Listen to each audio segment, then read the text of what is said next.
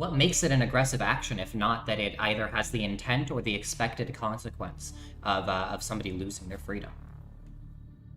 We live in a world that has consequences. We live in linear time. Pause. Don't fucking interrupt me here. Every statement is a consequence. Therefore, consequentialism is right, and I'm just wrong. Yes. Yeah. No. If you just agree that the only thing. No. Are you retarded? Like, oh my god. No. No, you just conceded. Like, including all your arguments. So, like, why are we even having a conversation? You don't believe that what you say is true? I believe what I say is true. That's a wildly different claim than knowledge. You know that you're just playing semantics here. Don't rhetoric me right now. Fine. You can have that one. What are the crime rates? Do they not correlate with socioeconomic? Oh yeah, so the majority of theft in the country, right? This is going to be the crime rates. Is that the majority of theft in the country in monetary value comes from wage theft? We know that like with the majority of people that don't die from like homicide. They're going to be dying from like preventable diseases that capitalists could have paid for, and they're preventing the liberty of the child of these like people dying in the same way that like you're preventing. So yeah, I think you're like probably the perfect person to be moderating something like this, because I know we've talked in the past, and you're like a capitalist, obviously. So for me, a socialist, and then for Fabian, who's like supports like what you would have called in the past like fascist economics. So you would call like an authoritarian state a socialist state then? Well, I wouldn't call it capitalist. I think that that's when we get into this weird middle ground. Well, not middle ground, but this weird third category of like, fascist economics. I think that fascist economics kind of falls into a third category similar to like Chinese economics, where it's hard to call that capitalism, but it's also hard to call it socialism. So it's like it makes sense to have you as like a middle ground. Mm-hmm. Yeah, I think presently I reject the capitalist socialist label. If I'm honest, I don't know if I'd call myself a capitalist anymore. Oh shit! I've Based become very boy. Brunick-pilled. Let's go! Oh my gosh! So what you're telling me is that economy boy, duh, right? True. Yeah. No, right. I think my thought is just that God, I can't. I'll do this when Fabian gets in here, but. No, I don't know. I don't know if you've read a lot of Matt Brunig, but I just like the way that he framed things. Like I think for the longest time when I was doing socialism and capitalism debates, one thing that kind of made it a little bit difficult was I used to think that the thing that made those debates difficult was like defining socialism, but I think that the thing that really made it difficult was not necessarily defining what socialism and capitalism is. It's trying to call in a country capitalist or socialist. I really don't think that capitalism is like unsustainable. Now, I think that what we might hit into in this debate is like, maybe my definition of what a capitalist economy is might meet Phoenix's definition of what a socialist economy is, kind of like the synth debate. Socialist, right? Because, or like giving yourself a label of capitalist or socialist, because literally nobody believes in, except for people like Fabian, obviously, but like even like Yarn Brook believes in having like a police force. Yeah, like the core definitions of like what were originally defined as like what socialism is included like a state to protect private property, right? That's like almost definitional to capitalism. Yeah, sure. I mean, again, that's what I'm saying. You could define it however you want, but I think like what Matt Brunig comes in and says, hey, socialism and capitalism as like complete ideological definitions for people or countries doesn't make as much sense. It's more about how you structure certain institutions, right? Like, do you think that certain forms of collective ownership matter in certain areas? How much collective ownership should there be? How little, right? For me, it just makes sense to say that, like, obviously some things should be collectively owned and some things should be privately allocated, right? At least that's kind of how I view it. So, fair enough. Obviously, I disagree, but. Well, I mean, do you see what I'm saying? Like, because I'm sure. I mean, I think there's a lot more socialists who believe in complete collective ownership than there are capitalists who believe in no collective ownership. But then it just seems weird to say sort of like I think I remember one time Fabian said, if there's even one drop of socialism, the whole thing's socialism. That doesn't make much sense, right? And so, and it's like, if there's one drop of capitalism, is the whole thing capitalism? Like, probably not, right? Obviously, these are mixed models, so. No, that makes a ton of sense. I think it makes way more sense to describe. I think you and Synth even talked about this before. You guys talked about like the Norway. It doesn't make sense to say that it's like a capitalist or socialist economy. It makes way more sense to like say it's like somewhere around 50-50 or maybe 40-60 in one or the other direction. I don't understand what you're saying. It seems like you have a more amorphous definition of socialism than you were accusing me of. Not at all. I mean, you seem to define, to a certain extent, both Norway and France as some form of socialism, at least on the spectrum of socialism, whereas Maybe a mixed economy. I understand, but you seem to view socialism as a spectrum where Norway and France might be further to like the socialism spectrum compared to like maybe China or the US. Just depends on the structure, right? But that like it's a combination of the systems. Yeah. All right. I think Fabian just texted the Twitter chat. He might be. Let's see. All right, let's go. I'll Let's ask get him ready. if he's ready. He might be in the. It's not in the Discord, so we're just waiting. I guess while we're waiting, I should ask what's better about Sortition than just regular old democracy? Oh, everything that you like about democracy. No, so Sortition I think is going to have a lot of benefits in terms of being able to like weed out lobbying, weed out a representative class that prioritizes itself. It's able to like much more directly represent the interests of the people and much more accurately than a representative democracy. And it doesn't lose any of the things that you think you would want from a representative democracy, like people who are more like educated or more able to deliberate on the specific topics, because you're able to have like everybody brought together like a jury, right? And when you bring together a jury, you don't just have them like rule on like guilty or not guilty. You have like people come and present them the case. You have people come and like testify like these are all the reasons why I think that we should pass this bill. These are all the reasons I think that we shouldn't. These are all the reasons I want like this amendment to the bill. You're able to have like the full deliberative process without taking away too much time out of everybody's day and without having to get like a group of people who aren't the people representing the people. I see. Yeah, I mean, conceptually, sortition doesn't sound like a bad idea in a lot of circumstances. Obviously, we have jury duty as the best example, and that's like, I think if we didn't have, that's one thing that I thought about earlier this week. I was like, if we didn't have jury duty, just imagine that society, and then you said we should have jury duty, I think conservatives would lose their mind at the idea of jury duty. It's so like, true. I think that literally. They did. Like, I think if a couple hundred years ago. Well, I mean, if we because just imagine, like, if we didn't have jury duty, and then you said the state should force you to do this job and make you take time out of your day, perhaps even months, like perhaps even fucking years, to interrupt your entire life just so you can fulfill the state purpose, I think conservatives would legitimately lose their mind today. But obviously, we've got it, and nobody really thinks twice about it. So it's sort of an environmental thing. Yeah, All exactly. Right. Fabian Liberty's in the waiting room. So the topic, as seen in the title, is which system maximizes freedom, and that is, of course, the differing perspective here is Phenomics, socialist perspective, Fabian Liberty on the bottom, Anarcho-Capitalist perspective. That's going to be the clash here. I think that the onus of this debate was Phenomics saying that Fabian has, I think, quote, retarded argumentation like ethics or something like that. And I was like, hey, this could be a fun discussion. And so we'll start out with 5-minute openers. I don't know, I guess Fabian, you can go first, and then Phenomics, you can go second. And we can just go from there. And I guess my role... Do we want to introduce ourselves first or anything? Like, damn. That's what I'm saying. You introduce yourself during your opener, Fabian. All right? You got 5 whole minutes. But my role as the moderator, I'll just try and make the conversation productive. If I feel like you guys are kind of off on a kind of a tangential point, I'll try to bring you back. But overall, I'll try to be somewhat inactive as much as I can.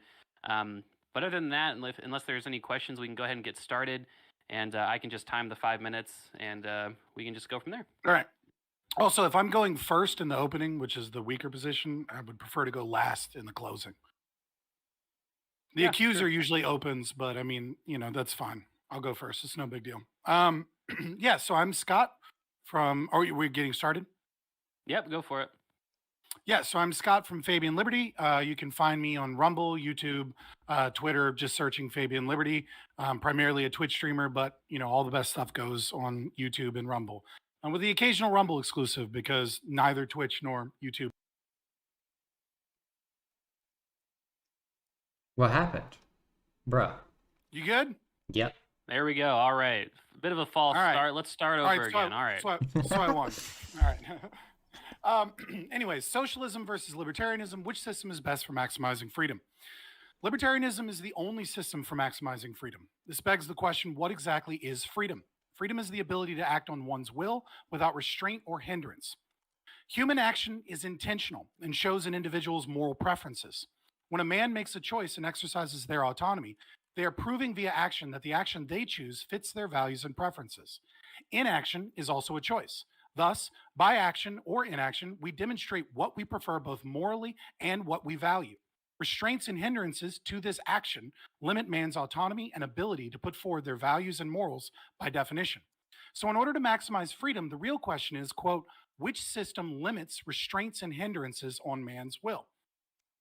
For sake of simplicity, I will divide these hindrances into two categories of conflict, man and nature. The first conflict arises when one man stops another from enacting his will.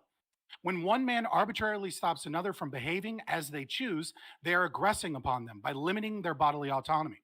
In doing so, they act and thus demonstrate via action that they do not value said bodily autonomy. Thus, they are stopped from arguing that they have a right to bodily autonomy and may be dealt with as a criminal until freedom of the victim is reestablished. This may sound confusing, but think of it this way. If a man chooses to mug you in an alley at gunpoint and states, your money or your life, he is proving via action that he does not value your life. We should be able to limit his freedom, lock him away until he learns his lesson or repairs the damage that he has done and apologizes. This principle further extends to your property. If we seek to maximize freedom and therefore limit restraints and hindrances on man's will, we must also protect his property. To refuse to do so would be to increase conflict between humans. Just as conflict arises when one man attempts to limit or restrain another man's bodily autonomy, so does conflict arise when one man attempts to control another man's property. Man establishes a historical link with property when he discovers and emborders property fit to his will. He acts with said property and thus intertwines his will, and thus his moral preferences and values with said property. When another man attempts to utilize this property without consent, they initiate conflict. They hinder the will of the first user. For example, John and Crusoe are alone on a deserted island. John happens upon a long and flexible sapling. He determines this would make an excellent fishing pole so that he can eat. He whittles the stick down and begins to look for leaves in the forest that he may turn into a fishing line. Crusoe is searching the forest for buoyant material to build a raft and happens upon what is now John's stick. He takes John's stick to create a raft. Crusoe has limited John's freedom and created conflict. John values eating more than escaping the island, and Crusoe is the opposite. But by stealing John's sapling, Crusoe has limited John's freedom. The consequences may be that they escape. John may fight Crusoe, or they may starve without fish to eat. The consequences do not matter to the question of whether Crusoe has limited John's freedom. He has stolen his property and thus enslaved John to his will. The second category of conflict that hinders man's will is nature. Nothing limits freedom more than your home being destroyed by a hurricane, your crops wilting, or being crippled by infirmity. Man's greatest battle is with nature. We are all born into this world with nothing, and it is imperative to our survival to subjugate nature to our benefit. Otherwise, we starve. Some would argue the lack of resources or unpredictable disasters demand enslavement for the greater good or the greater freedom. This is nonsense. You cannot reason with a hurricane. You cannot negotiate voluntary exchange with a hurricane. A hurricane's freedom cannot be trammeled, but man's freedom can. You cannot steal from a hurricane and give to the victims of nature. You can only steal from another man. The logic of socialism is that man does not have a right to his will or his body because the hurricane presents a greater threat to another man's will. This is also known as positive rights. This nonsensical position posits that we are more free if some people are enslaved by resources and opportunities to another. So how can you obtain more freedom with slavery? Simple. They claim that they can measure freedom. They believe they know the value of John's fishing pole sapling, and they can steal his pole to build a raft because they know better than John that the raft will lead them off of the island to a better utopia. And this is why we give socialists power. Their people starve. It is clear that if you want to maximize freedom and therefore limit hindrances on man's will, that is, reduce conflict, that you must adopt a system of non-aggression better known as libertarianism. All right, some time to spare. Phenomics, 5 minutes. Are you ready to go? Yeah. Let me pull up a stopwatch so I know where I'm at. But I'm more than ready. All right. All right, tell me when you start your time and I'll start mine. All right. Starting now. Ironically, anarcho-capitalism is neither anarchist nor capitalist. It's a deeply hierarchical and authoritarian system of government, and much more akin to feudalism or fascist economics than capitalism. Frankly, the system is indistinguishable from Stalinism. When conservatives talk about liberty, they mean only the freedom of the rich and powerful to use violence to strip the powerless of their freedom. If Scott is asked to justify his worldview, he will reference again and again Hans Hermann Hoppe's argumentation ethics. While pretending to be an anarchist, Hoppe seeks to erode at every liberty humanity has ever fought for. In a 2017 speech to the Property and Freedom Society, Hoppa tells, how about the relationship between libertarianism and the alt-right, and my reasons for inviting leading representatives of the alt-right to meetings with libertarians. A tranquil, convivial social order requires also a commonality of culture, of language, religion, custom, and convention. And indeed, even more vigilantly so, must be guarded against neighbors who openly advocate communism, socialism, syndicalism, or democracy in any shape or form. They, and thereby posing an open threat to all private property and property owners, must not only but be shunned, but they must be removed. They must, to use a by now somewhat famous Hoppa meme, be physically removed, if need be by violence, and forced to leave for other pastures. Not to do so inevitably leads to, well, communism, socialism, syndicalism, or democracy, and hence the very opposite of the libertarian social order. Moreover, every potential immigrant invitee must be carefully screened and tested, not only for his productivity, but also for cultural affinity, with the empirically predictable result of mostly Western, white immigrant candidates. But that's not the least of it. Hoppa goes further in his book, Democracy, The God That Failed, where he writes, in a covenant designed for the purpose of protecting private property, no such thing as a right to free, unlimited speech exists. Not even to unlimited speech on one's own tenant property. Naturally, no one is permitted to advocate ideas contrary to the very purpose of the covenant of preserving and protecting private property, such as democracy and communism. The advocates of alternative, non-family and kin-centered lifestyles, such as, for instance, individual hedonism, parasitism, nature-environment worship, homosexuality, or communism, will have to be physically removed from society too, if one is to maintain a libertarian order. Libertarians must be moral and cultural conservatives of the most uncompromising kind. Hoppa, a race realist, advocates for a world that's as authoritarian as it gets. Further, for the anarcho-capitalist, violence is justified in all defense of property, including preventing a starving child from taking food from a dumpster. While I recognize my opponent does not agree entirely with Hoppa, this is the basis of his morals. From the meta-ethical grounding through the normative ethics and into the applied, the whole system is bankrupt. Alternatively, I present a holistic view of liberty. As a liberal utilitarian and a socialist, my ideological roots are in John Stuart Mill. Hundreds of years after, Mill argued for equal rights of all sexes, races, and sexualities, including suffrage and emancipation.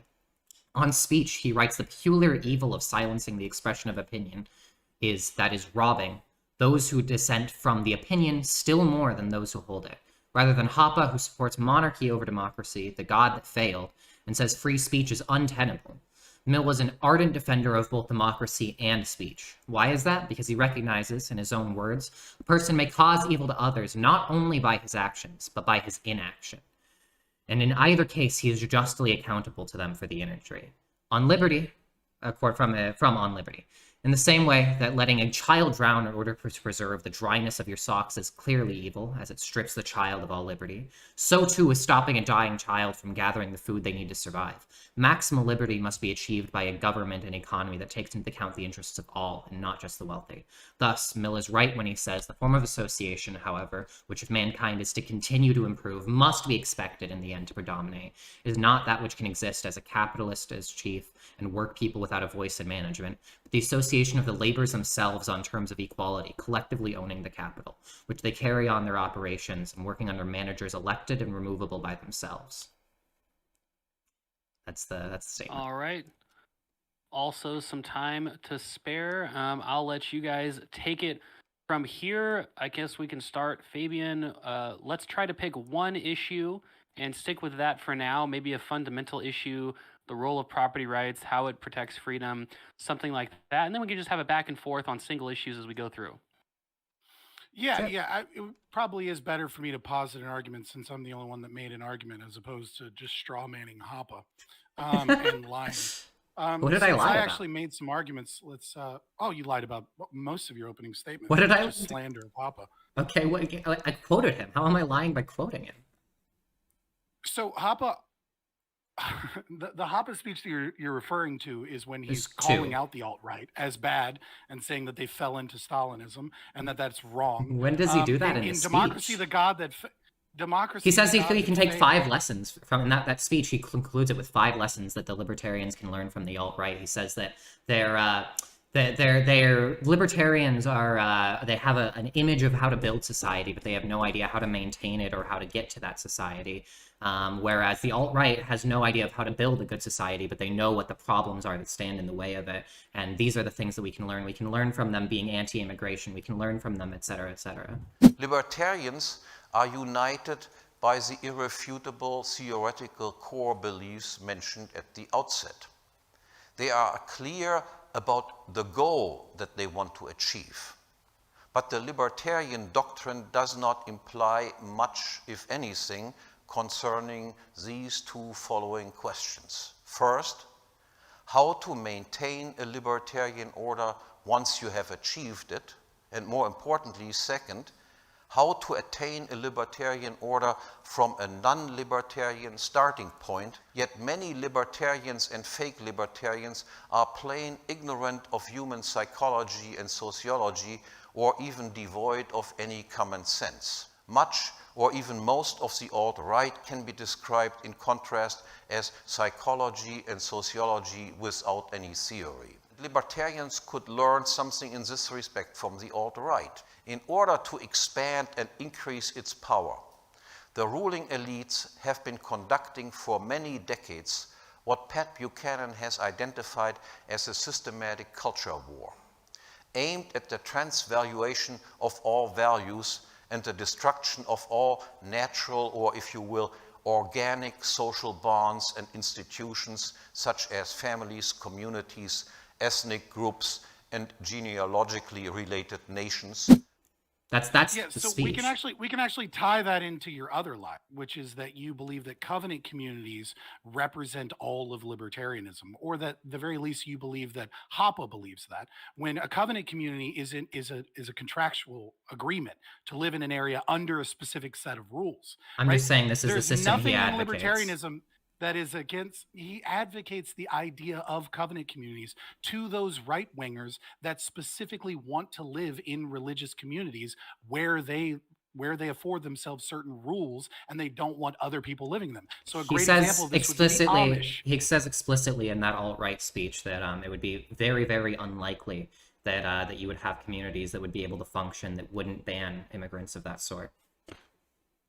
Okay, him positing the likelihood of whether or not socialist or communist communities that are absolutely that commiserate with libertarianism, so long as they have a land that they claim as their borders, and so long as there is some form of contract and people are not kidnapped and forced there. Him positing the viability economically of them if they engage in a form of immigration policy has nothing to do with the topic of maximizing freedom. So what's the What thing it I lied is about? you trying to create buzzwords. What's the Again, thing I lied about? I've already I've already said that you posit this idea that covenant communities represent libertarianism I didn't do as that. a whole. They do not. I didn't do So that. can you read? You obviously prepared the statement. Can you read the covenant community portion word for word for me?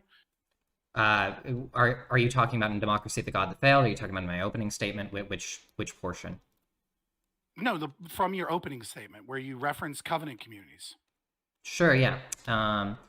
The only time that I bring up the covenant communities are when I'm quoting Democracy the God That Failed. I said, in a covenant designed for the purpose of protecting private property, no such thing as a right to free, unlimited speech exists, not even to unlimited speech on one's own tenant property.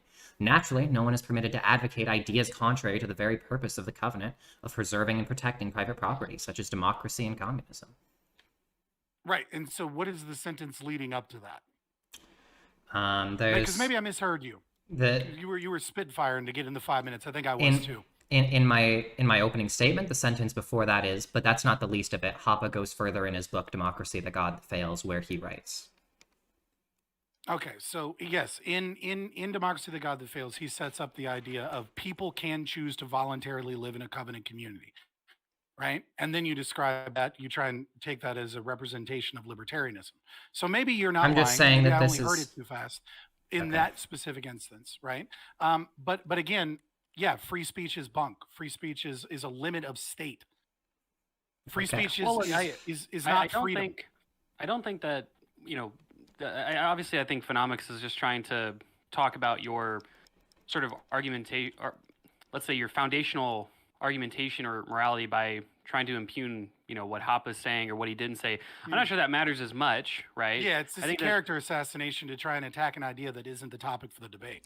No, I'm Well, I just mean, I'm just making an inductive case about the ethics, right? If my normative ethics are from somebody who's like not insane, not a deranged racist freak, and yours is like a race realist who says that your ethics come from somebody who's like a race realist who says that whites developed higher IQs due to weather conditions, I think that's like good evidence that one of these moral systems is When going to be did- more truth tracking. When did Hoppa become Jared Taylor? What are you talking about? Do you- and how is that in any way, shape, or form relevant? Yeah, again, like you're not guys, attacking. It's an the argument. inductive case that Well, one's yeah. a more intelligent, ethical figure.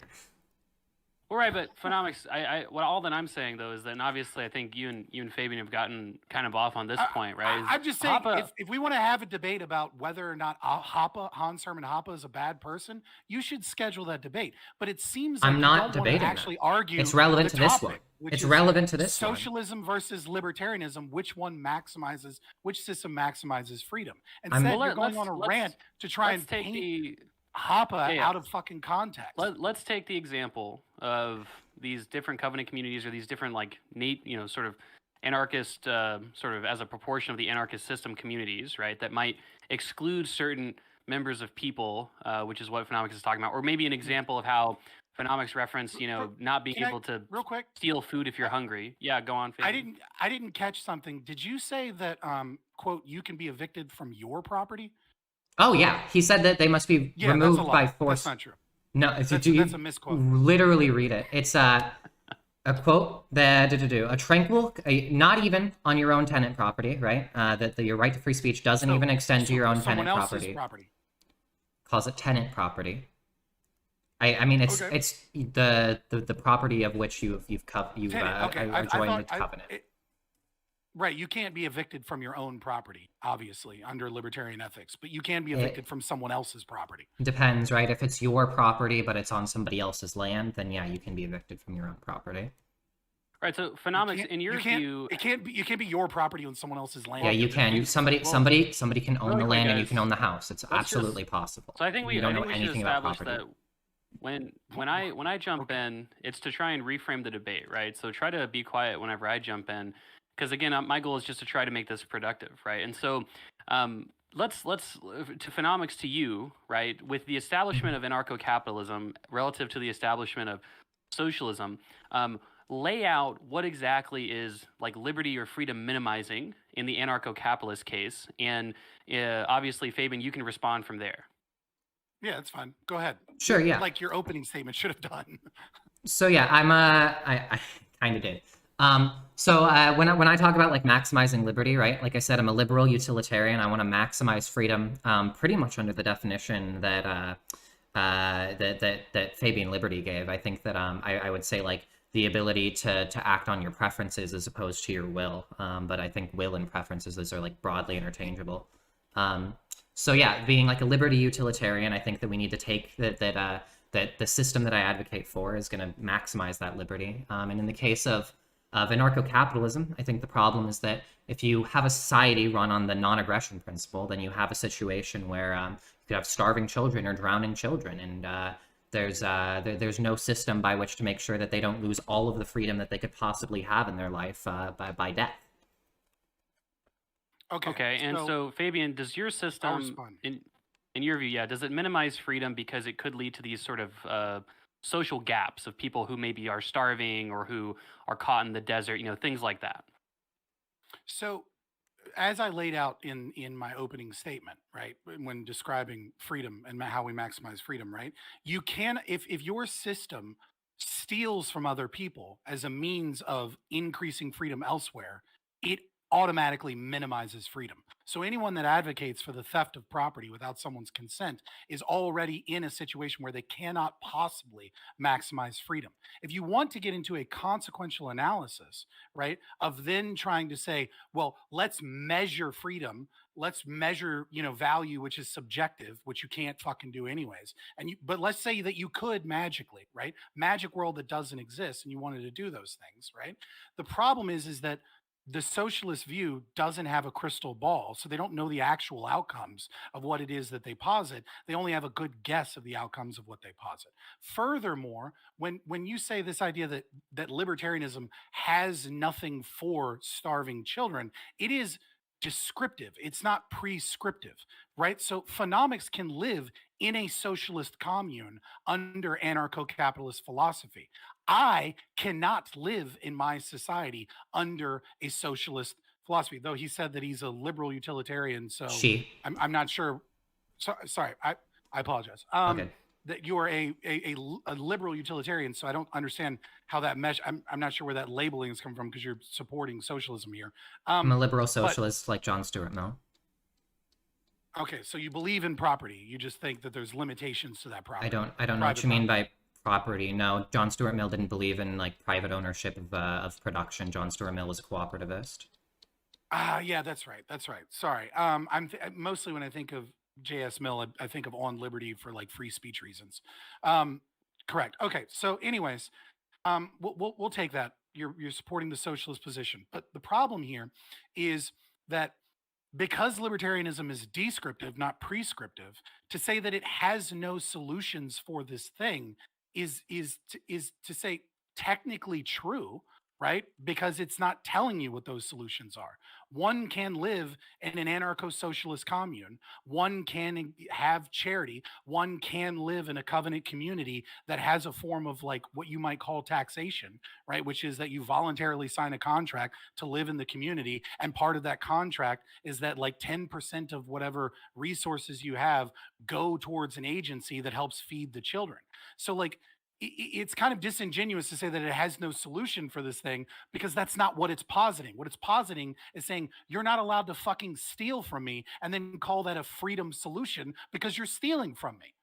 Okay, we really need to go like point by point on this. Just starting with your crystal ball. That's fine. The idea that like you can't know the consequences of your actions, so therefore we can't even consider the consequences of your actions as far as like what qualifies as taking away I'm not liberty. saying you can't consider it. Okay, then it's just like a not argument, right? Obviously, you should be able to consider it. It's just not. It's not a non-argument. I just did. It also applies equally to your system, right? So like I don't know that if I point a gun at a child and pull the trigger that it's going to kill the child and take away their liberty. But it's very, very likely to, right? We have to consider the actual consequences of the action with the best expected utility. I know that you. No, yeah, but that's not different. Like you're only looking at it through the lens of consequences to justify looking at things through the lens of consequences. Why does it? I know when you point a. I know no, that you when don't. you point. I know that when you point a gun, right? When an individual points a gun at someone with the intention of pulling the trigger, right? That they're engaged in an action, and that action represents their values. That action represents their preferences, right? So it doesn't matter if there is an angel that could come from on high and stop the bullet, and therefore the child would be saved in this scenario. The individual had the intent to kill the child when they did these things, as evidenced by the actions that they took. And those were the moral preferences that they put forward. That is what makes them a criminal. I need not know the consequences of that action in the future. What do you think it means to kill? What? What do you think it means to take kill? Someone's life? So to have the consequence, so to take an action, life? to take an action that has the consequence of somebody dying. Okay. Okay, so Make your point. if there's a child drowning in front of me, right, and I take a different action as opposed to saving the child, is because I don't want to get my socks wet, then I'm killing the child because I've taken an action that has the consequence of the child drowning.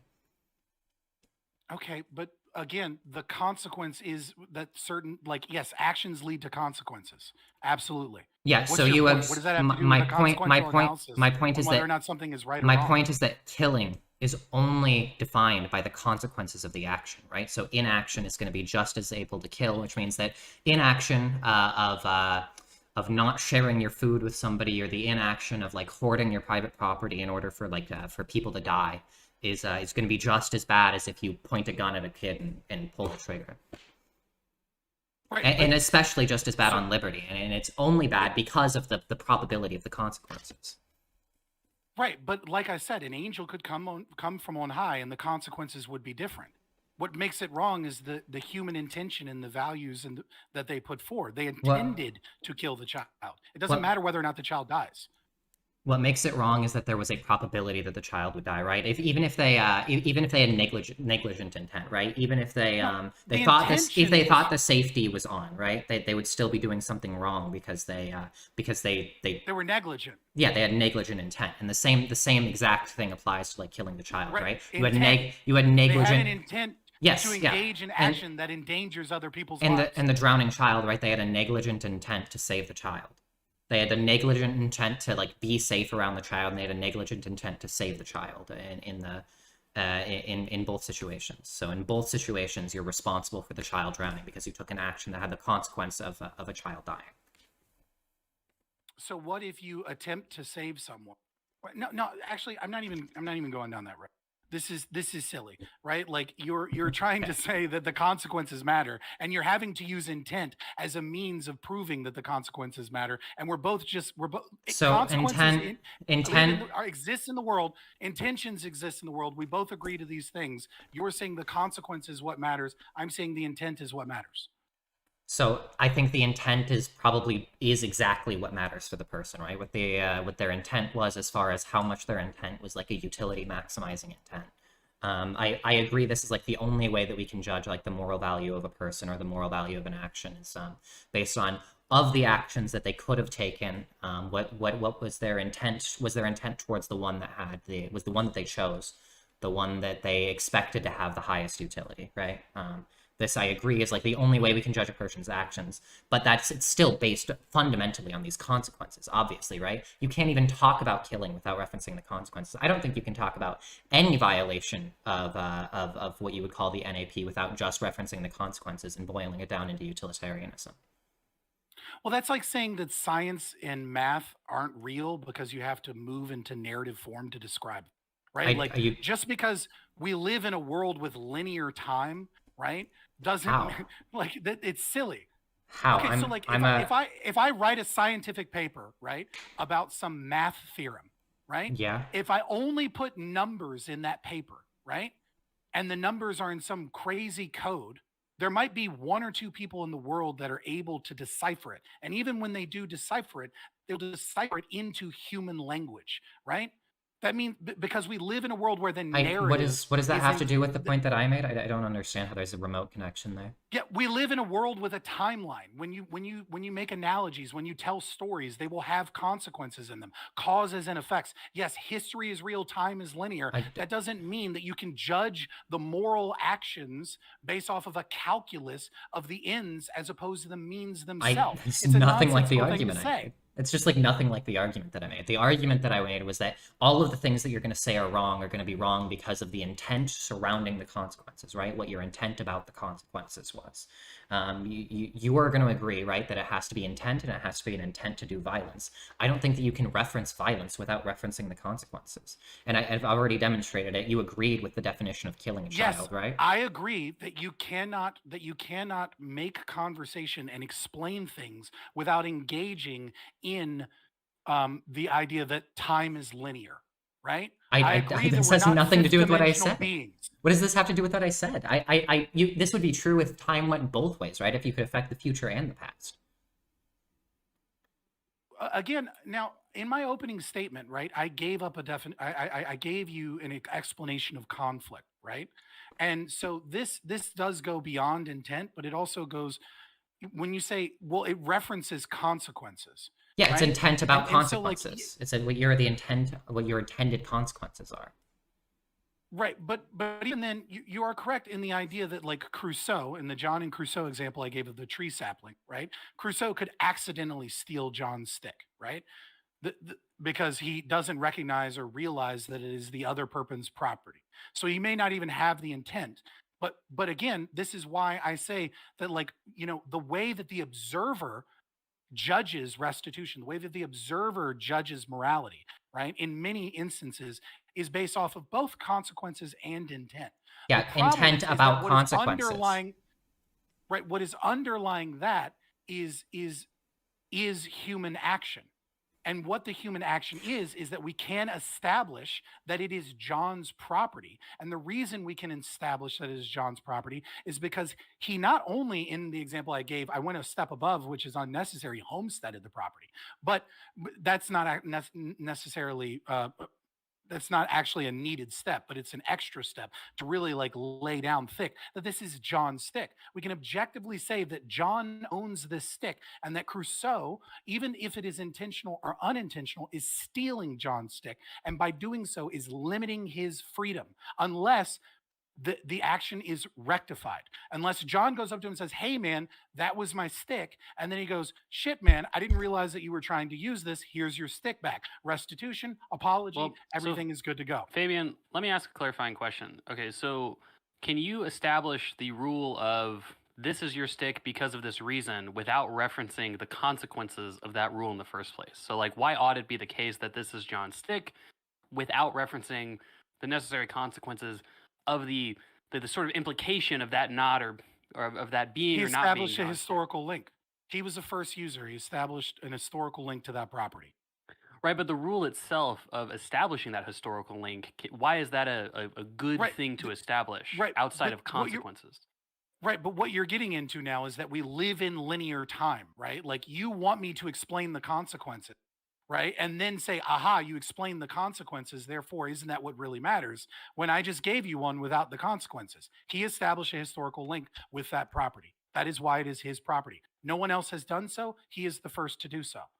Conflict emerges, right? And then this is where you go, see, but that's actually a consequence, right? When more than one person wants to use the same property and they disagree on how that property be utilized. Now conflict occurs. I just want to know what an action is. What do you think an action is? Both inaction and action are actions, right? So an action is the individual doing anything or not doing anything. So, like, doing. All of these are actions, right? Like having a consequence in the world, doing. I don't understand the term of consequence, but sure. Like, how consequence? Yeah. So everything is going to boil down back to the consequence, right? Every single thing that you're going to say is like, it should have the consequence of bringing them liberty. You just said that, like, because they were the first to use it, they should have like some dessert to it. I don't understand how that has anything to do with maximizing liberty or like the topic of this debate. We've been over this like a few times. I'm trying not to like loop super hard, but you just like haven't given an account of why why we care about anything other than the intended consequences, right? I think that there are two types of good and bad. I think Parfo talks about these in Reasons in Person, where he says there's like an objective and a subjective, which isn't the same as like a realist good or an anti-realist good. It's objective and subjective, which is to say like there's an objectively good action, which is to say the one that will objectively have the best consequences, and a subjectively good action, which is the one that you have the most reason to believe will produce the best consequences, that is the best expected utility. When we're talking about people, when we're talking about people, the only thing that we can... This is a giant pivot. Like you're trying to establish... It's not. It's the same thing we've been talking about. In the world of consequences. It's yeah, not. You are. You of course you are. I can use a counter example, right? Okay. There are plenty of ways that we can show things that have great consequences, right? Overall, where the consequences are better, right? And then it would still be deemed evil by like most people. Would it still be deemed maximum liberty? A child to create... If you were to rape a child, for example, over and over again every day, but the effect of raping said child would lead to a utopia for everyone else in the world. Like do you really think that would create the most liberty? I'm not asking whether or not it would or wouldn't. I don't. Obviously, I'm a libertarian. I believe in the non-aggression principle. You, on the other hand, don't. You believe I know. I'm a liberty utilitarian. That we can enslave people. We can enslave people, we can steal from people, we can reduce their liberty, and then it will create liberty elsewhere by reducing that individual's liberty. Because the consequences will be mathematically calculated to be better than the other liberties we infringed upon. By definition, you cannot maximize liberty unless you do not create conflict in the beginning. You already said the ability to act that liberty is the ability to act on one's will without restraint or hindrance. Do you think that the world created by this would have more people with the ability to act on one's will without restraint or hindrance? Okay, so let's just say that everyone else is living in anarcho-capitalist utopia, unaware of this situation, right? Right, and then one person is being raped over and over and over again, and it has a magical effect where everyone else can live in that, right? Would you not think under your system that would be more liberty than the current situation we have today?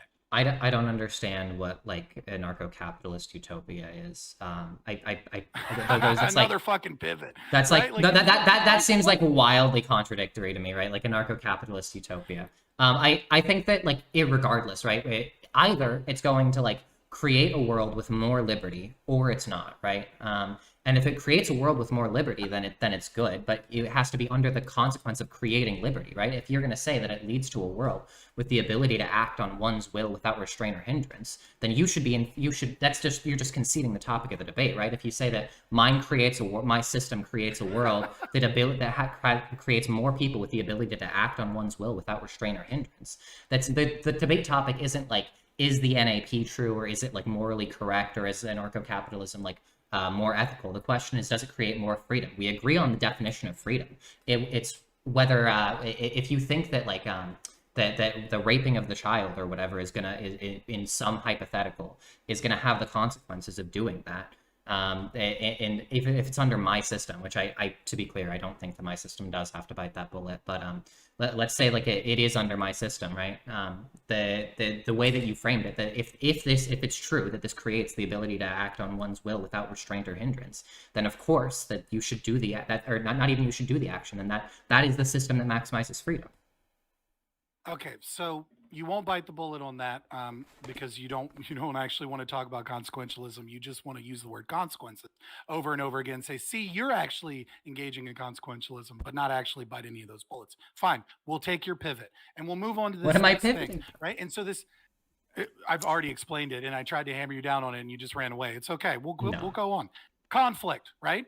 When you initiate conflict, when you aggress upon people, right, you limit their freedom. Your system of socialism, right, definitionally cannot maximize freedom. It is not possible for you to maximize freedom because enslavement is baked into your system. What you do then is you attempt to justify this by saying that more people will have more opportunities than the system that you have, therefore they will be more free. The problem is that value is subjective, and that what do you even mean by more freedom in that regard? So- and all of this crystal ball thing where you attempt to predict the future in that argument. But at the end of the day, So you it also cannot try to be predict the true future. that the system that maximizes freedom is the system that has slavery baked into the equation.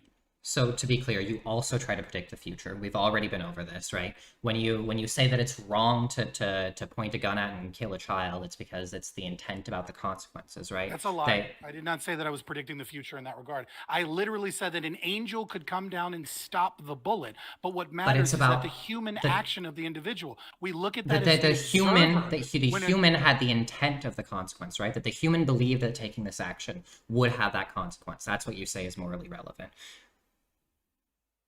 What matters is that their actions, as an observer, we see their actions, right? We are not in the minds of the individual, right? I do not know exactly what you're thinking. Like right now on your other screen, you could have like deep fakes of Pokemon, and you could just be like halfway into this, right? And I wouldn't know what's actually going on in your head, right? I mean, how could I? How could I get in the mind of a socialist? I can only get but so close, right? So like I assume as an observer, right, what it is that you're thinking. I can never be perfectly accurate about what you're thinking. So I don't actually know for a fact that you intend to shoot someone, right? What I know is that you engaged in aggressive actions. You engage in an action of raising the gun. You engage in an action. What makes that an other aggressive people action? deem as a threat. Yeah, because it's likely to have the consequence of stripping of freedom. Of course they're going to deem it as a threat. What makes it an aggressive action if not that it either has the intent or the expected consequence of somebody losing their freedom? We live in a world that has consequences. We live in linear time. Pause. Don't fucking interrupt me here. It is not about the fucking consequences that we then retroactively determine to be morally right or wrong. What is it? What we are describing is we are using the world that we live in to the best of our ability as observers to determine what the individual's actions were and what it was that their moral preferences were. They intended to victimize the other person. They intended to have the consequences of somebody losing their freedom. Dude, you are just going in circles because you don't want to have this. No, you're not. You're just not engaging with the argument. I want to know what an aggressive action is if it's not one that takes away somebody's freedom by virtue of having the consequence of taking away their freedom. I established that there is a first user privilege, a historical link to property that individuals have, as well as bodily autonomy. When another person comes in and initiates conflict to that person, what does it mean to initiate conflict? I described what initiating. You described it via consequence. In your opening statement that you said initiating. Oh, go ahead. I said conflict arises when one man attempts to limit or restrain another man's bodily autonomy. Attempts. It doesn't matter whether or not they actually that they had the intent exactly that they had the intended consequences that they took a subjectively wrong act. Yes, they took that an is action. The creation of conflict. They took an action that had the consequence, yeah, exactly, of conflict being created, of a limit of freedom or bodily autonomy. Of course, you're saying everything has to do about what do they believe the consequences will be. So yeah, the wrong actions are the ones that are believed to have bad consequences. By the actor. I could just repeat what I'm saying over and over again, and you could repeat what you're saying over and over again. But then address my arguments. I don't see the futility. We'll stop looping when you address my argument. No, you haven't. You absolutely haven't. Okay, then tell me why doesn't it have to do with the consequences? What about this action doesn't have to do what makes it wrong if not the intent to have bad consequences? You just referenced the bad consequences of the intent to have bad consequences. That's the thing that you've said over and over again is the wrong thing. I said something in a narrative form. If you say something in a narrative form, which is required for humans to speak, because we live in linear time, there is a point A to point B. Time passes. There will be consequences. Consequences will be referenced if you describe something in a narrative form as it occurs over time. So that is not why it is wrong. What is wrong is not the consequences. It does not matter if Crusoe steals his sapling and then gives it back to him and goes, my bad, I didn't mean to. Or if he takes the sapling and breaks it in half and there's no other good sapling for the fishing pole and they starve. What makes it wrong is the initiation of conflict because the second user attempted to utilize someone else's property. So It is again, not about the consequences. You keep just saying that we live in a linear world, a consequence exists, therefore wrong. And it's silly. I'm We're going in not. circles. That's not We're my claim. coping. My claim is that you've only described consequences. Now you might claim that the only way you can describe it is by describing consequences. What I would argue is because the only thing that you're talking about is consequences. There's not something underlying that doesn't have to do with consequences. You've yet to point to anything underlying that doesn't have to do with consequences. The only thing that you point to is this general feeling about like a desert of that they worked with the property and therefore they deserve it. We can get into like reduction of the self, and why I don't think that tying like matter to personhood is going to make any sense, because I don't think there's a coherent idea of what personhood is. But at this point, like I don't understand how you've come up with any counter when you're just saying like, because we live in a world with consequences, I can't talk about ethics in a way that doesn't reference consequences. That's my point. You're referencing the only thing you can reference is consequences, because that's all that exists. Okay, exactly. So this is the set of everything, right? So like everything is a consequence. Everything, every statement is a consequence. Therefore, consequentialism is right, and I'm just wrong. Yes. Yeah. No. If you just agree that the only thing. No. Are you retarded? Like, oh my God. No, you just conceded. Like if you funny. just agree that all that exists are consequences, the only thing that can be morally relevant is consequences. You just agreed. That's like deductive. It's redundant. It's like deductively valid. If all that exists is consequences, then the only thing that can be morally relevant is consequences. The only other option is if you're like an error theorist, where you say that like nothing is morally valuable. What is not a consequence? Is there anything that is not a consequence? I don't really think so. I guess there's in like a narrative form. There's like a beginning and an end. So there's rules. I guess those wouldn't be consequences. The fundamental like monads of the universe are going to be like stance independent reasons and rules that Hold on, pause aren't real quick. consequences. Pause real quick. Mhm. Look, I don't give a fuck. We're on Twitch. You will not misgender this person in my chat, or you will be timed out. Based. All right, continue. Okay. Yeah, I think that there are like the only other thing. I don't agree that all that exists are consequences, only because I think that there are also rules that exist underlying the universe. But I think that that everything that we could talk about that's morally relevant, that humans could ever like have a have a contemplation about like what their actions should be. The only thing that's ever going to be relevant there are consequences, and that's why the only thing you've referenced have been consequences. I think that actions fundamentally boil down into consequences. I think that intent is only going to be relevant insofar as it's about consequences. And I think the objective good and bad of the world are going to be based on the actual consequence of liberty existing in the world. I think what you're saying is just gobbledygook, right? Like I gave you a system that says this person establishes a historical link. And then you say, well, the consequence is that they did a thing and that action establishes that historical link. Therefore, consequences. Therefore, we can judge everything via consequentialism.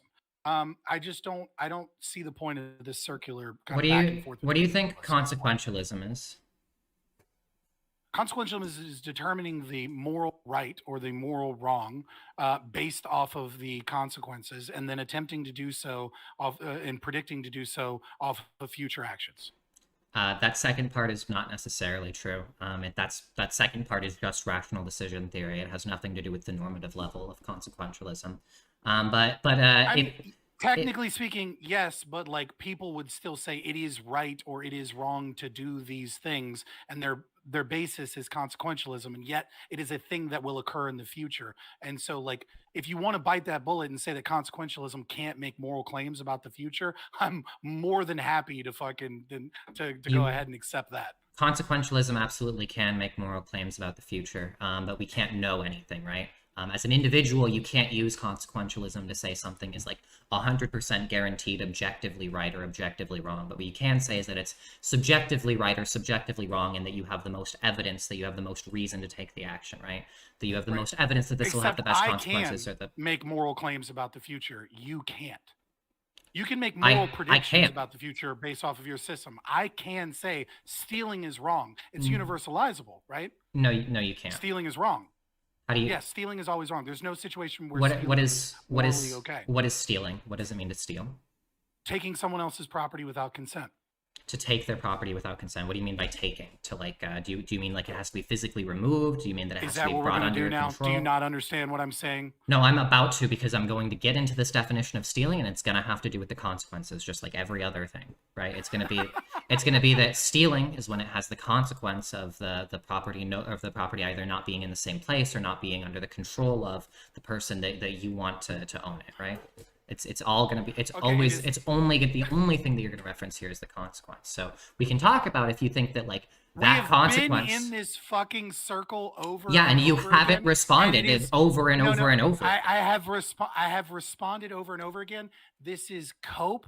I would love to. Who the fuck is someone else coming in here right now? Okay, like I didn't agree to fucking for a dog pile or some random person to come up. Okay. You. Out of over and over curiosity, again, what do you think circle, and maximize this has means? nothing to do with maximizes liberty. What do you think maximize means? 100%. To have the most What possible, definition right? do you- Yeah. So Yeah. if we're talking about to have the most possible, right?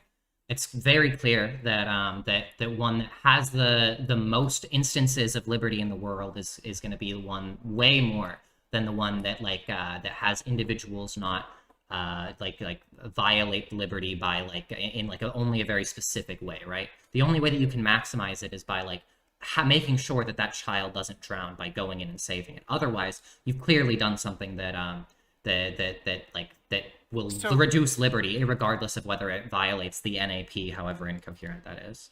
Yeah, so I think with death, right? You can look at death and you can objectively say that there's a limit of liberty, right? I think that's the only one that you can really objectively say that liberty is limited when, You don't when think- comparing two different cases. If you get Hear your me out, arm hear me cut out, off, you hear me don't out. think that you have Hear me out. lost liberty? Hear me out. Hear me out. When you're looking at you can look at an individual action, an individual thing, and say there's a loss of liberty here, right? But when you're comparing societies, for example, and saying who has more liberty and who has less liberty, right? The problem is how do you define and give value to liberty?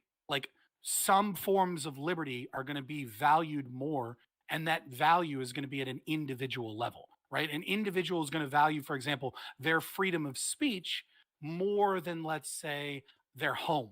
And then there are a lot of people that are gonna value having a home, having a place to sleep their head where they don't get rained on, right? Having a house, having electricity, things like that, over their freedom of speech. So there's no way that you can really compare two societies and say objectively that one has more liberty than the other. Okay, so then you're unless you start to go towards extremes. So then you just think that the what is proposition is essence? you think that the proposition of the debate is non-propositional. Why did you agree to a debate you thought was non-propositional?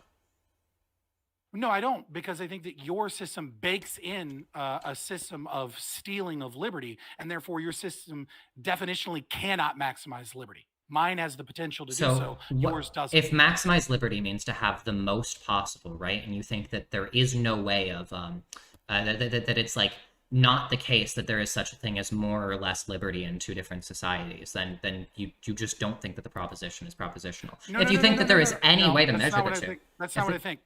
That's not what I think. There's a difference between being able to measure the two and whether or not it exists, right? The amount of liberty and how much an individual values, right, can only be it's an and or. It's not there isn't 100%, 50%, or 40%. What there is there are things that limit an ability when we're talking specifically setting nature aside, when we're talking just about liberty in terms of human action, right? It's an and or. Either someone is stopping you from enacting your will or someone is not stopping you. Now, when you're talking about nature, you're talking about things that are, that can kill you, or things that can make you sick, or things that can harm your life in some capacity. The problem is that every individual values different abilities and actions via human action differently. So if we were to say something like freedom of speech, a government getting rid of freedom of speech reduces liberty. This is true because freedom of speech is a check on what the state can or can't do, though again, the freedom of speech one that you chose to do in your opening topic is really about private property owners and whether or not they exercise that control. Can't have and it's not people- limiting someone else's property. Can't have people who support it's democracy just on not- their property. Anyway, I mean, no. democracy is a soft variant of communism. But regardless, Yeah. regardless, what no, I'm trying to say is that, you like, just you don't can't believe this, measure- right? If I steal $10 from you, you think it's okay for me to take that $10 back and steal an addition, or not steal because you wouldn't think it's stealing. If I steal $10 from you, you think it's justified to take $20 back, right? So I actually differ a little bit with a lot of, personally, like in terms of the way that I interpret the theory and in terms of recompensation. So like I 100% am on board with the logical case for restitution, but like what constitutes proper recompensation in terms of the above amount being like, and like the idea that you're stopped until the other half does gives the exact amount back. I'm like 90% there. So we'll say sure. Okay, for yeah. intense So, purposes of this so you do conversation. think that like the loss of liberty from like taken from that $10 being lost can be measured, right? And $10 being given somewhere else. That there's that the measurement is like how much liberty was taken, and that's how much restitution, how much liberty you can take from them. No, I think value is subjective, right? Like I could steal something You can from say you at the value- market value. Value can be no, subjective no, and I'm measurable gonna at the same explain. time, right? Well, you said that I believe something, right? And then I'm saying no, I don't necessarily believe that. I'm going to explain what that belief is, right? Okay. Value is subjective, right? So I've done this example on another debate that I think you watched, right? Like so I can be very quick with it, like the mug, right? Where I had a mug for my grandmother, right? You understand that argument, right? So like we can do the short version, right? Like a mug contains sentimental value, and also how I evaluate that mug on a day-to-day basis changes, right? So ultimately speaking, the only way to prove what the actual value of that mug is to take a snapshot in time and then measure how much I'm willing to pay or how much I'm willing to work in order for that mug to come back to me. Like ultimately, we cannot know what the value of any stolen property is as an observer. And so what we do to avoid issues when individuals become criminals, right, is we set up voluntary observers so that the society or the people Evidence. at large or whoever you are contractually obligated to, right, can determine those things. If someone does not have that pre-installed as a part of a contract, in many ways they are a threat to you and to your community if they haven't already agreed to an arbiter of some sort that will be able to determine the value based off of the contracts that they did before. But ultimately, anything could be, no one knows what the value of any specific item is to the individual private property owner. They could tell you, but they could be lying, right? They could tell you and they could be accidentally lying because they actually value it more or less than they think. So you just proved my point for me, right? I was worried at first when you said that it was a debate that I watched, because I haven't watched a lot of your debates, but I did watch your debate where you were like super bad faith with my friend Matthew Edelstein and like and made sure to play an ad over his closing statement as you like turned to your computer. But of course it was scandal. Yo, pause. Fuck, I wasn't gonna bring this up. You bitching in my fucking DMs about me having ads run auto. My Like, ads run on auto. Straw man the ads opponent. intentionally. Yeah, no, clearly, obviously, that's why you straw man the opponent, and then right at the beginning of the closing statement, turns to the this other is- monitor, and the this moment is you turn to such the a- other monitor, This the is ad started such a playing. bad faith, Anyway, this is such a anyway. bad faith, bitchy accusation. Sure. No, not anyway. You Yeah. accuse me of fucking intentionally running ads Of over course you someone's did. closing Of statement, course you did. despite the fact that he was recording on his end and it's up on his. It's completely On his much unedited smaller with channel. No ads. It's completely edited on my YouTube channel as well. There's no ads that you're gonna have to watch if you watch it on the VOD. And the fact that my ads run on autoplay. Okay. If you don't want ads to interrupt you, fuck you. Subscribe to my channel and don't slander me. Sure. Okay. The actual like point of contention though is just going to be the value of the mug, right? You agree that we can use evidence to justify the value of the mug, right? So that we can have independent observers trying to say that this is very, very likely the amount that they would have been willing to pay for the mug. Given that, we can use very, very similar evidence. We can use evidence about like people's actions, people's evidence based on the similarity of their brain structures, people's evidence based on like polling, based on like a variety of different things we can talk about. These are the different degrees to which they have this will, this preference, and thus the restraint. This is the degree to which there's a restraint on that will or that preference, and thus we can measure the difference in freedom in the same way that you can measure it using evidence with the mug. We don't agree to that. This is why I said you just did contractually obligated. No, I didn't. What I said is that you have to be contractually obligated first, because we can't agree on that, because we cannot know objectively what is the value of that mug. We only have good estimate. We only have an approximation. It is impossible to know. I agree that it's impossible to know anything. That doesn't matter. We can still use evidence to get close to it. Right. So the criminal that steals my mug does not actually know what proper restitution is, and I can demand. I agree. I can presumably and we demand any level of restitution, and then society will look at me like a fucking wacko if I say that it's $1 million. I will be excised from society. No one will want to do business with me. It creates all sorts of problems. In other words, we don't have evidence that restitution was justified, right? We don't have evidence that the value of that mug was such. We do if one gives up their right it gives up their right to determine what the value of those things are in the disputes that criminality occurs, right, to a third party, to the observer. The observer then can determine those things based off of a contract that you had before the criminal activity took place that was voluntary. This has like nothing to do with the fundamental ethics, right? When we're talking about is like what's justified, not how did you solve the dispute, right? When there's like some amount, you have to agree that there is some amount that is the true justified level of restitution. And the way that you were talking about a system, you were talking about a system that you can set up in order to get close to it, right? This is just one way of which we can find evidence that will allow us to get close to it. I think there are much better systems which allow us to get evidence about what is what constitutes like the amount of freedom that's lost. And I think that that's equally applicable to finding consequences as it is to your restitution example. How? Because in the same way that you want to have some sort of system that allows us to measure the subjective value of the mug in order to determine what the restitution is, I want to have some sort of system by which we can, not even I want to.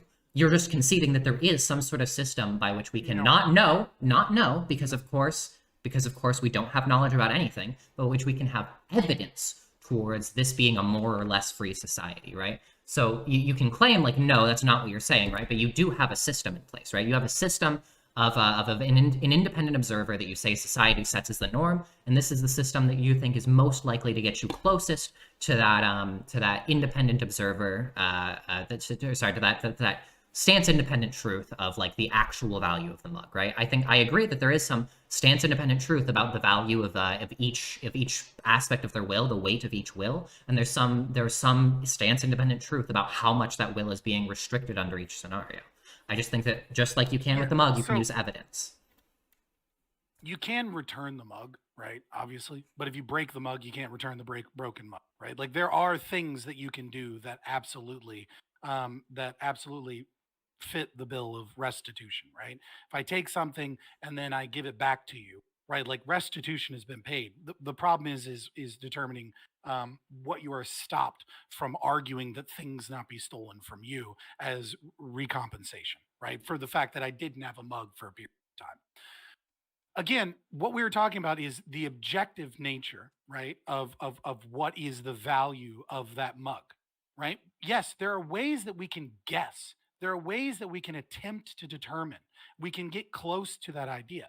My objection is that you can't actually know those things, and you admit that you can't actually know those things. That you can't know anything. We can maximize, right? But you're saying I can know that stealing my mug is wrong. No, you can't. I know that for a fact. How do you know that? Yes, I do. How do you know that? I don't know. Listen to my fucking opening statement again. So then you can just go back to my opening statement, right? Where I already referenced what I know what your problem is. Argumentation ethics, right? That's going to be your justification. That's where you're going to be your justification for how the stealing is wrong. The question is, How do you know argumentation ethics are true? How do you know that the principles, the premises of argumentation ethics I are don't true? need argumentation ethic. I don't need Okay, argumentation ethic. then- All I need is the establishment of conflict. Do you not believe in bodily autonomy? Do you think I can rape you whenever I I want? believe in bodily autonomy because I believe that there is evidence in favor of bodily autonomy being good, right? Cool. Then we don't need argumentation ethics. But You that's believe in bodily believing autonomy. believing that there's evidence is It's not a different. part of my intro. Believing that there's evidence is different than believing that there's knowledge, right? You don't know that. You believe it, but that doesn't mean that you know that it's wrong to steal. I also think that in most cases it's wrong to steal because that's what we have the most evidence for. But you don't know that it's wrong to steal. You Okay, believe that but it's we wrong have an to steal. agreement. We have an agreement in the existence of bodily autonomy. Yes, we do. That doesn't mean that we know that bodily Therefore, autonomy is we good. don't That's a have to- wildly different claim, Right. right? You were the claim is about knowledge. You were saying that we can know this type of claim and we can't know this type No, of claim. what you're My trying claim to is that do you can't you're know any trying of the to types of bury claims. this- No, you're trying to bury pivot this away from your conversation claim in- about knowledge. No, you're trying to bury this conversation into something that is incredibly difficult for the audience. Like, we can get into No, arguments. I'm just trying. That's Your where claim. you Your want to claim. go with this conversation. Your claim is that half of your fucking opening statement, Your- even though it doesn't address the fucking, even though it doesn't address the topic at all. Your You wanna claim- bury it in something so listen, that the left-wing listen, people will listen, just accept what you say is listen, right because nobody listen, fucking understands what we're talking about. Listen. You said that consequentialism, or that the measuring of different freedoms in different societies, is impossible because we cannot know it, right? What I said is no. Well, we you can said use. that we can't Can I know finish a anything, sentence? but, like, Holy shit! Yeah. who What I cares? can I Jesus fuck. Let me finish. Okay. So what I said is that we can't know that, right? And I said that that doesn't matter because we can still use evidence. You said no because we can know that it's wrong to steal, and I said no. You can't know that. You can only use evidence. Okay, so you don't know anything. Yes. There's nothing that you know to be objectively true, There is nothing that is known to be true. Yes. Can you? including all your arguments. So, like, why are we even having a conversation? You don't believe that what you say is true? I believe what I say is true. That's a wildly different claim than knowledge. You know that you're just playing semantics here. Don't rhetoric me right now. Fine. You can have that one. Again, Well, I guess argumentation ethics doesn't matter here. Really We quick. both believe in bodily autonomy. To reorient this to some degree, I think that Phenomics brings up an interesting point, which is to say that you would agree that different covenant communities might come together to establish rules of restitution in the case of stealing and stuff like that, right? So these different communities are going to make attempts at determining the sort of monetary or like physical value of that loss of freedom in the case of stealing, right? Whereas obviously from like a stated socialist perspective, Phenomics is saying you can apply the same logic to a society-wide rule of restitution. So, the disagreement might be on the consequences or the sort of philosophical So- implementation of that rule. When you establish a covenant community, you voluntarily choose to live by those rules. That's the key difference here. Is that you voluntarily say, for the ease of interactions with humans, right? I agree to these rules because I feel like in the event of conflict and criminality, this is an effective way of dealing with those situations. This has that nothing to will be do. easier for me. This has It has nothing to do nothing with to the do- original point. You already agree that there is some objective value of the mug, and you agree that there are systems that We can just give can't us. know it. That we can't know shit. I agree. What we can do is we can use evidence to figure out what the objective value of the mug is, in the same way that we can use evidence to figure out what the objective level of liberty in a given society is. You don't know what the objective level of liberty is in a society. No, only you thing that don't. you You don't can know know anything. is- You can't know whatever you're about to say. The only thing that you can know is when conflict has been established by one human to another, which definitionally must be a restriction of liberty. How do you know that liberty was restricted? How do you know when a conflict occurs? I gave out a whole fucking thing about it. Like, why are we No, going you in didn't. circles? No, you didn't. You gave a definition of what a conflict is, but you didn't give how you know what that is. What you can say is that I saw it, and I'm probably not hallucinating, so there's evidence that a conflict is occurring. You can't have knowledge that that conflict is occurring, right? You stop. There's no reason to keep appealing to this, like, things we can know versus things we can't know, because all of it is going to be things that we can't know, and all of it's going to be things that we can use evidence to arrive at. So now we're how far back do you want to go? Do we want to like talk about? I don't know. whether or Can not you we're address my matrix? argument? Whether or not the world exists, No, because Right? I think no, because we're gonna agree that there's You going to be established that evidence you for believe these in things, bodily right? autonomy. Then stop. You're the one who's making claims about knowledge, right? I'm saying that they're irrelevant to this conversation. So if you want, we can really, really go down deep into like, what do we actually have knowledge about, right? Like, are we in the matrix or whatever? What I'm saying is that the fact that we don't have knowledge about it doesn't preclude us from using evidence to arrive at a more likely conclusion. Okay. What you're saying is that we cannot know anything. Nothing Yes. that we cannot know anything. Yes. Right? Yes. I claim that I can know things. All right? So that's the distinction here. I claim Okay. that I can know things. You claim that you cannot know anything. If you cannot know anything, I don't really understand the point of having a discussion with you Okay. until you're capable of knowing things. Okay. So I guess, what do you think you know? What's something you think you have knowledge of? I know that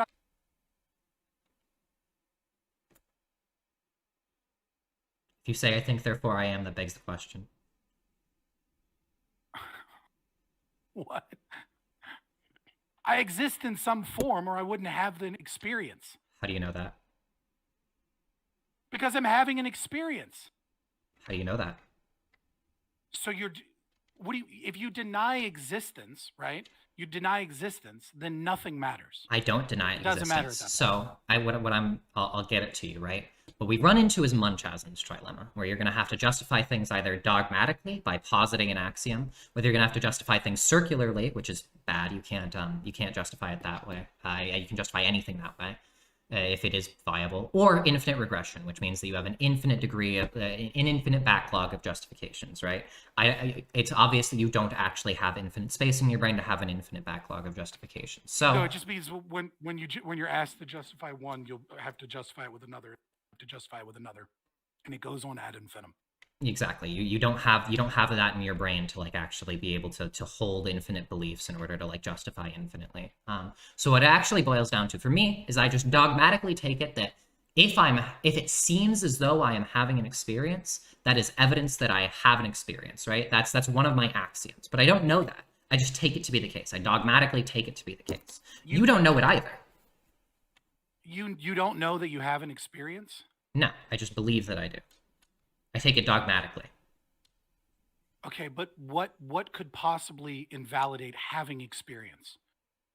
What could possibly prove that there is no experience? It's irrelevant. What could possibly prove that there is no God, right? Like there's no way to prove a non. No, it's not. Like you're experiencing something, correct? I believe that I am experiencing something. Yes. I think that what would be the opposite of not experiencing of experience? Sorry, what would be the opposite of experience? A lack of experience, a non-excitation in the experience field. Right, but you're experiencing right now, and you just say, "Well, I believe that I'm experiencing." Material reality is here in some way, shape, or form because you're able to observe it. You're able to identify. Because you can identify some experience. Because I have an experience of like a physical world. Sure, yeah, that's evidence that there's something that we would call physical in the trivial sense. Yeah. Right, but now you're just saying that so you can see it with your eyes, but maybe you don't have eyes. Maybe you're in the matrix, but somewhere something is experiencing.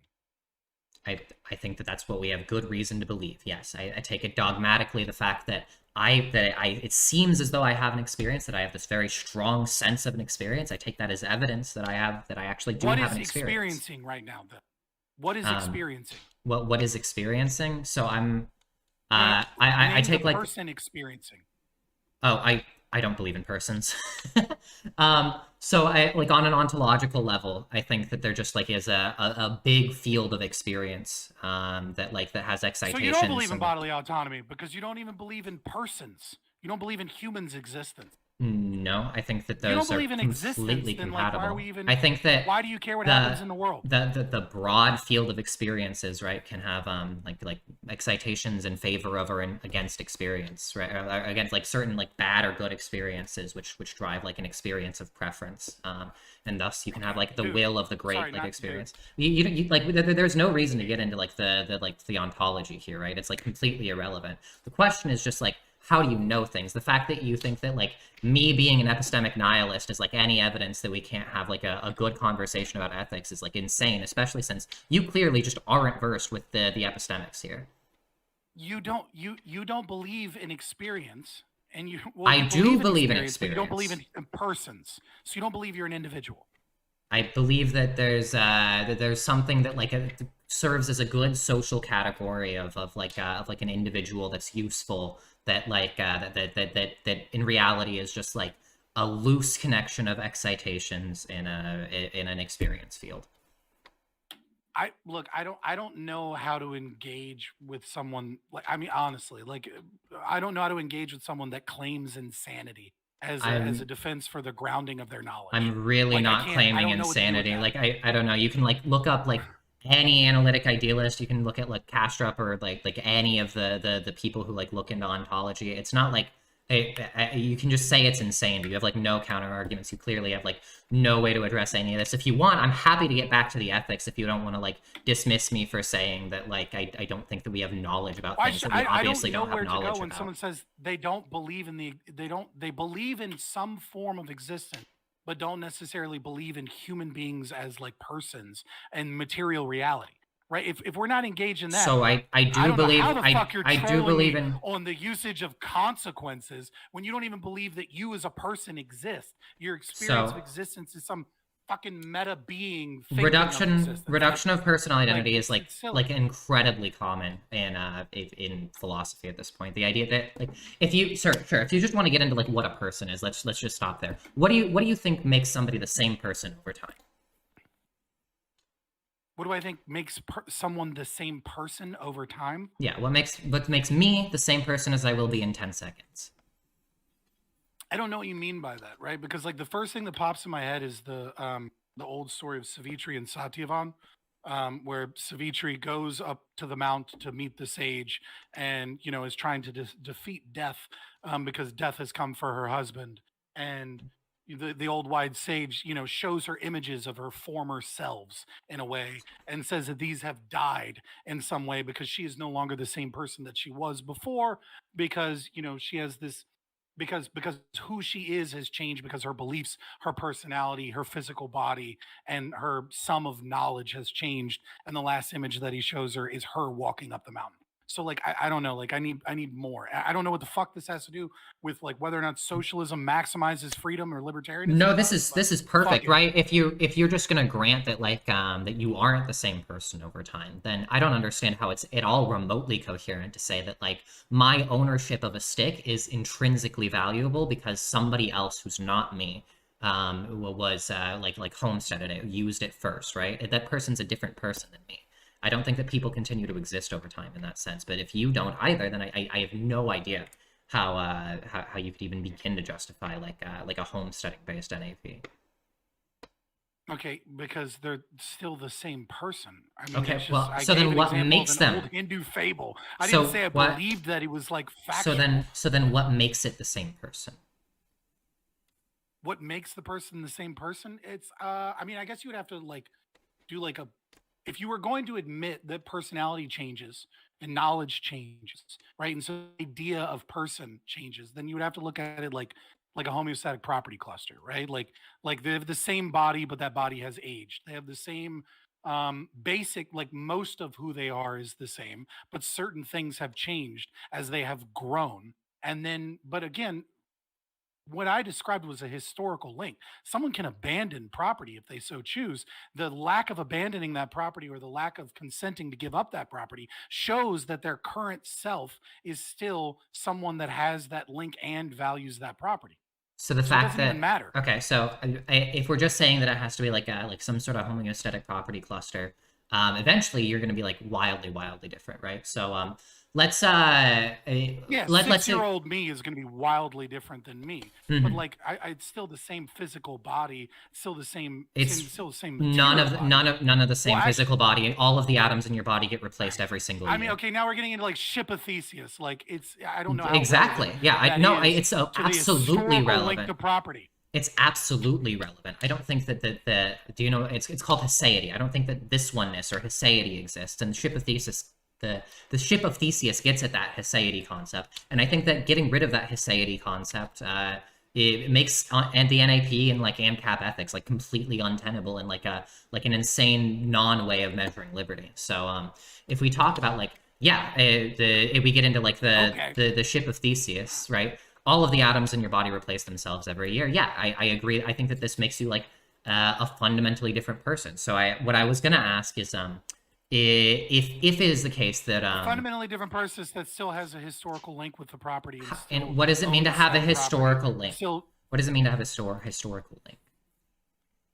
that means that I get what I gave. Or maybe I should just like read it out from what I wrote earlier so that I don't fuck this up.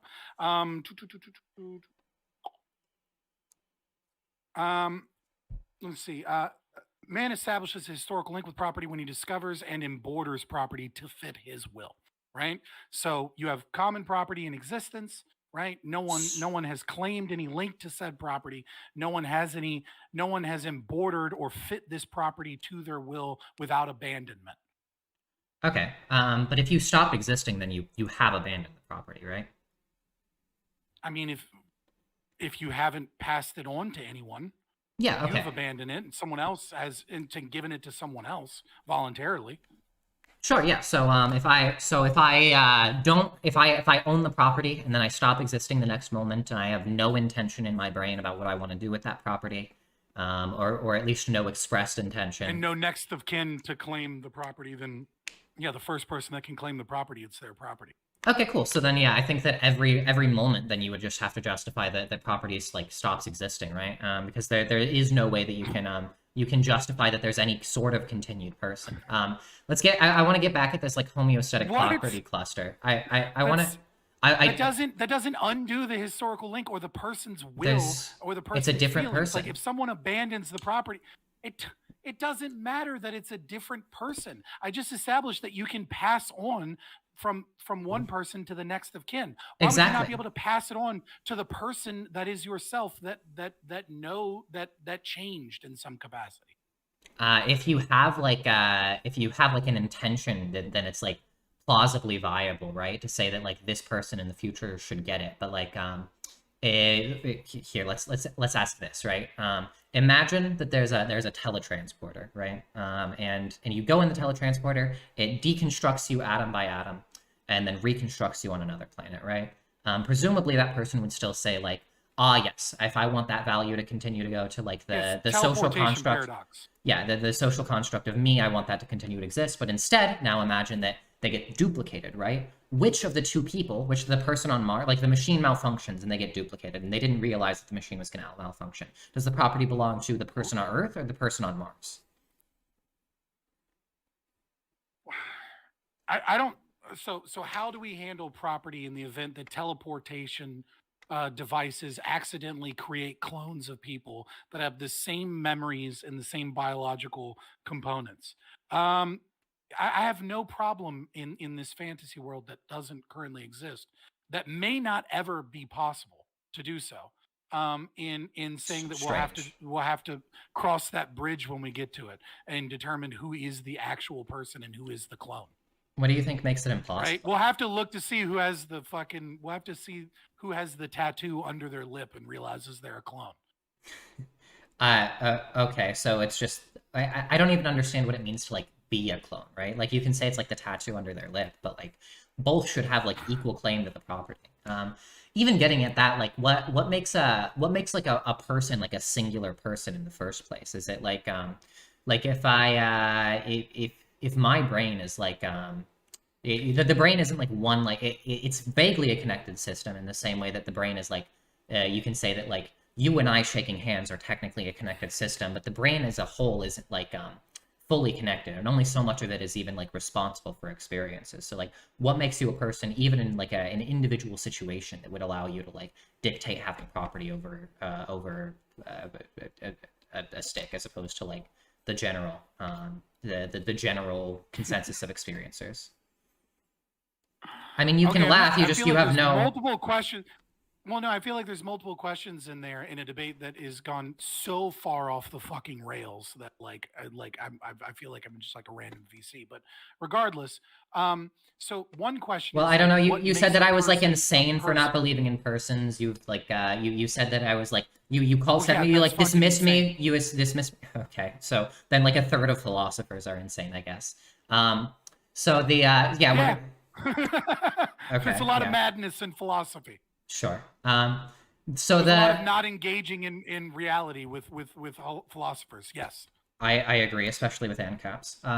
So we can get back if you want to like the just the general question of like measuring topic. liberty, right? Because But you no, said I the said the only reason we're here is what that is- you were saying that like you shouldn't engage with me because like I don't believe that we have knowledge, or like I don't believe in persons, right? Like I was fine to like not touch this territory. I was fine to stay on like how do we measure liberty, but you wanted to make sure that like you dismissed me for having these opinions. So I don't see that I think those are relevant. It's impossible to know.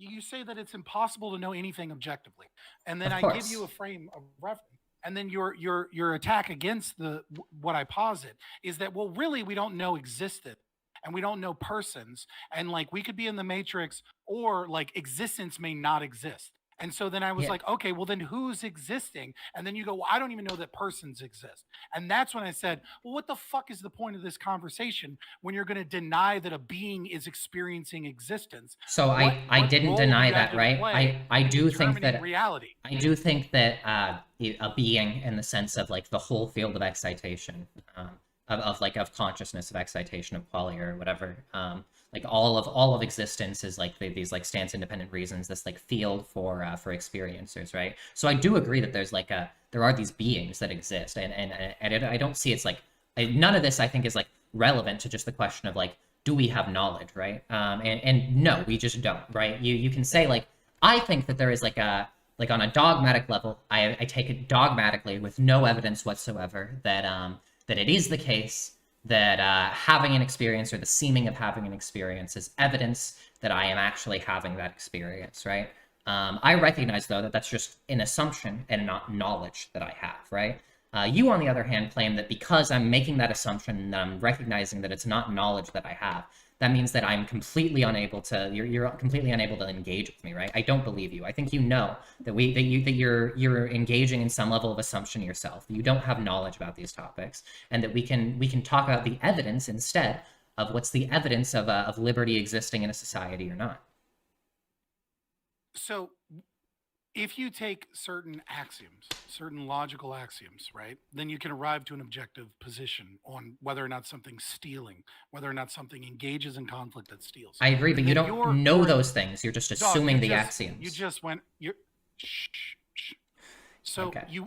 You've been talking so- over me the so whole you're debate, going- but okay. Okay, yeah, that's fine. So your attack against that is that we can't know anything, right? So nothing can be objective. Therefore, we must dismiss with the axioms that I put forward, which is just logic's existence.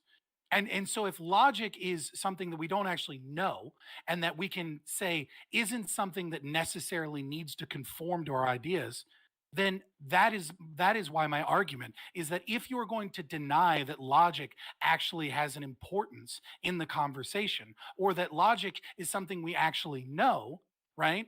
Then I don't. Those are two different Then what things. you're saying is based upon an idea that we can't know anything. And then you're going to say, but no. Since we can't know anything, let's go with my system that Nope. doesn't attempt to actually get to objective morality. Nope. Instead, it just goes off of like this measurements, and it goes off of this guesses at values. Do you see what I'm saying? Is that like the argument that you're using against me is an argument that can be used against all arguments and against all ideas put forward. And so No, if it's it can not. be used against all arguments and ideas, then it's not actually an argument against my argument, because it's This is just also like an a argument wild against straw your man. argument.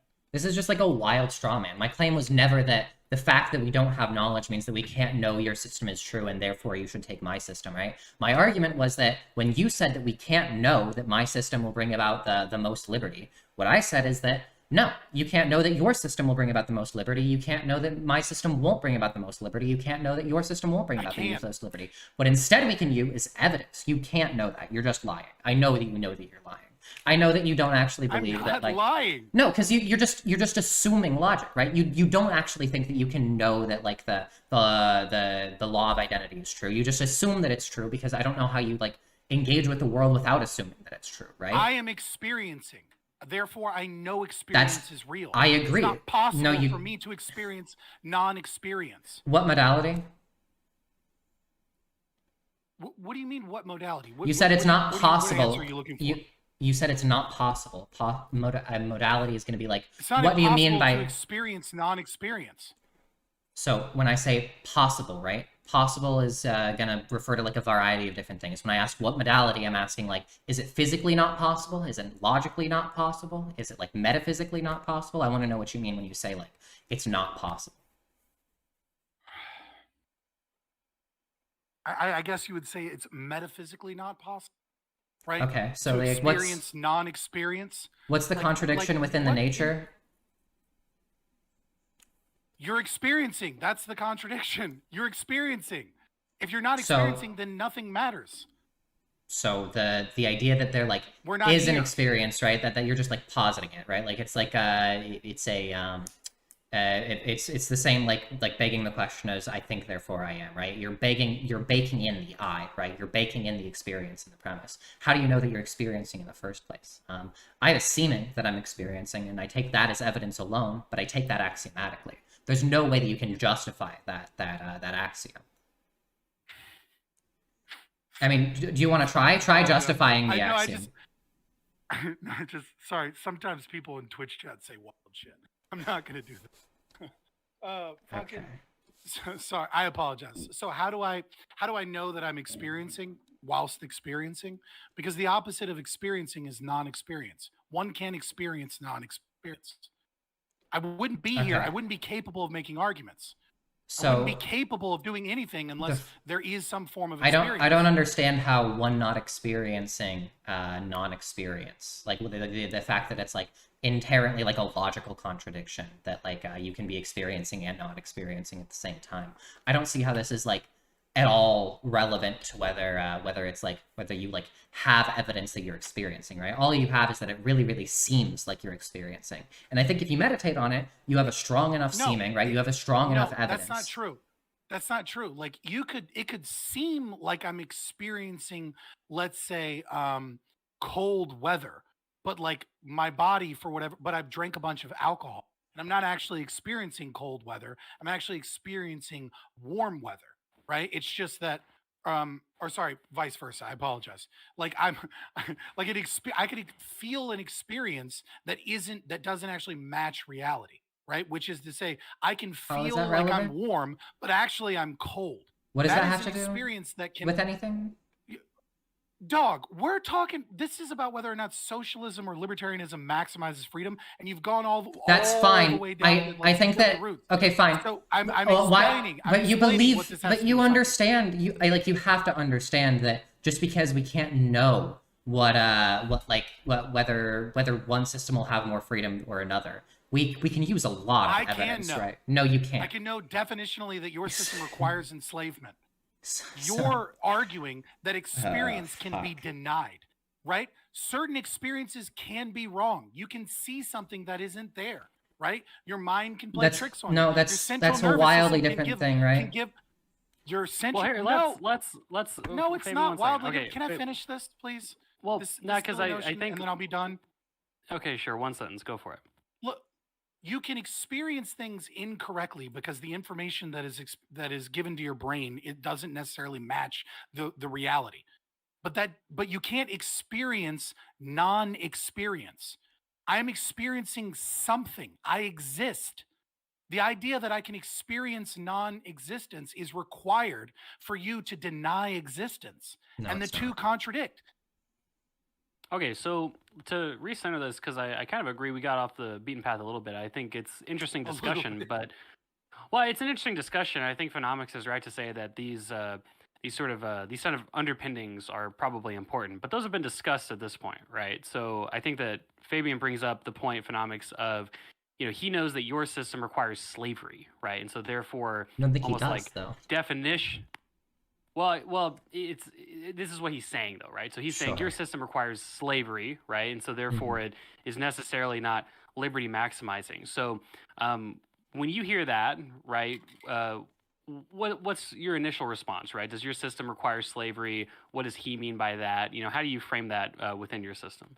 So yeah, I'm not even sure what he means by slavery. I would take slavery to mean like you've put you've put somebody in a position in which they're like the social construct we have of them as like a person, right, is broadly under the control of somebody else or some other social construct of personhood, or some collection of social constructs of personhood, or in other words, that like one person is brought predominantly under the control of other people in like a more simple speech.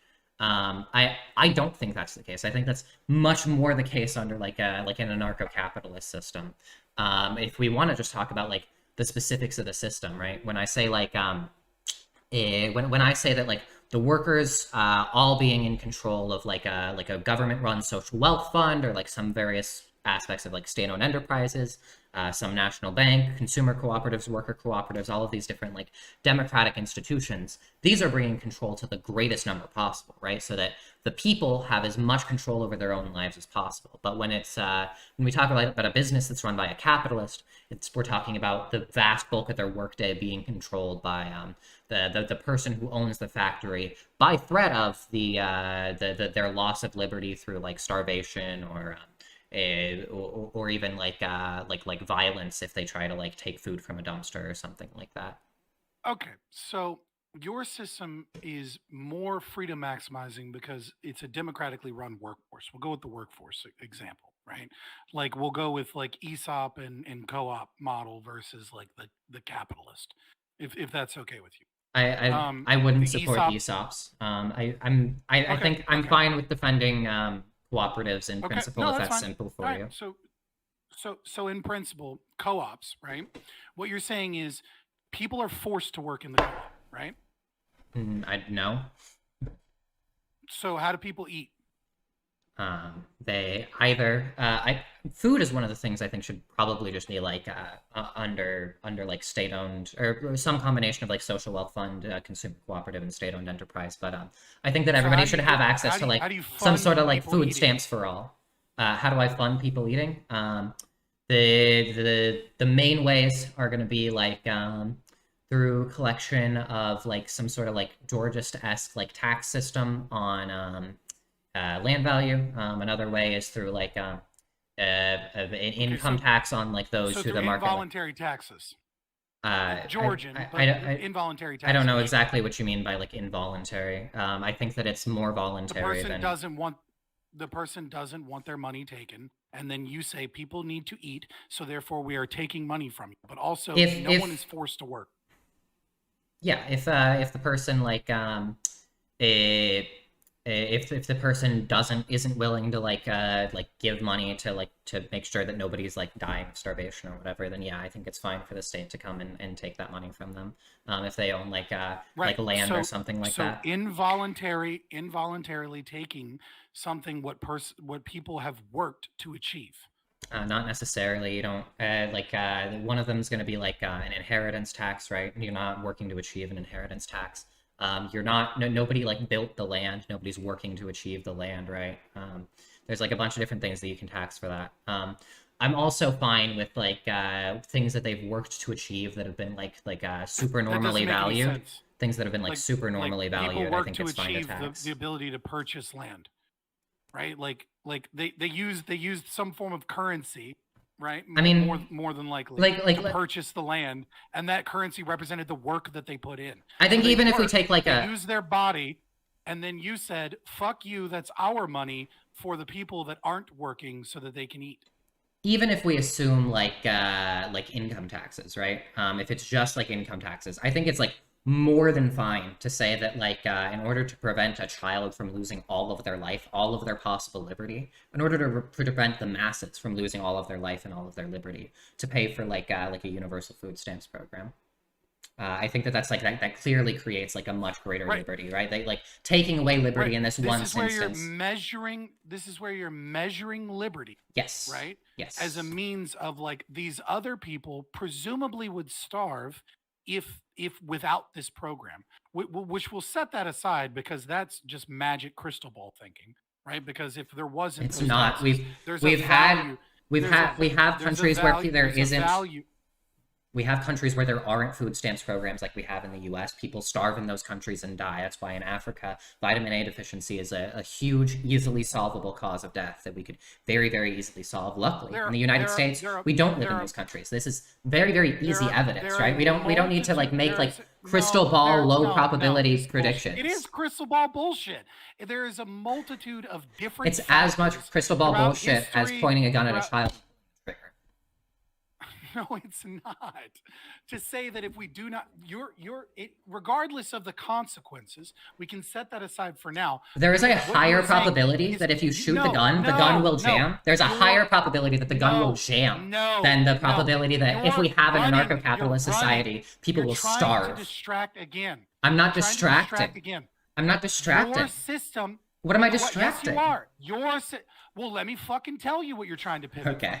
The entire claim that Econo Boy woke up from his slumber and was like, hey, let's get this back on track, was what is your reaction to the idea that your system bakes in slavery? So we are setting apart the presumed better consequences of the socialist state that you want, or the non-state because it's not capitalist and people vote and somehow it's not a state, even though people that, lose the vote get fucked anyways. But it's not a state for reasons. I'm a state. I don't know what the fuck you're talking. Like, I'm not an anarchist. I'm in favor of the state.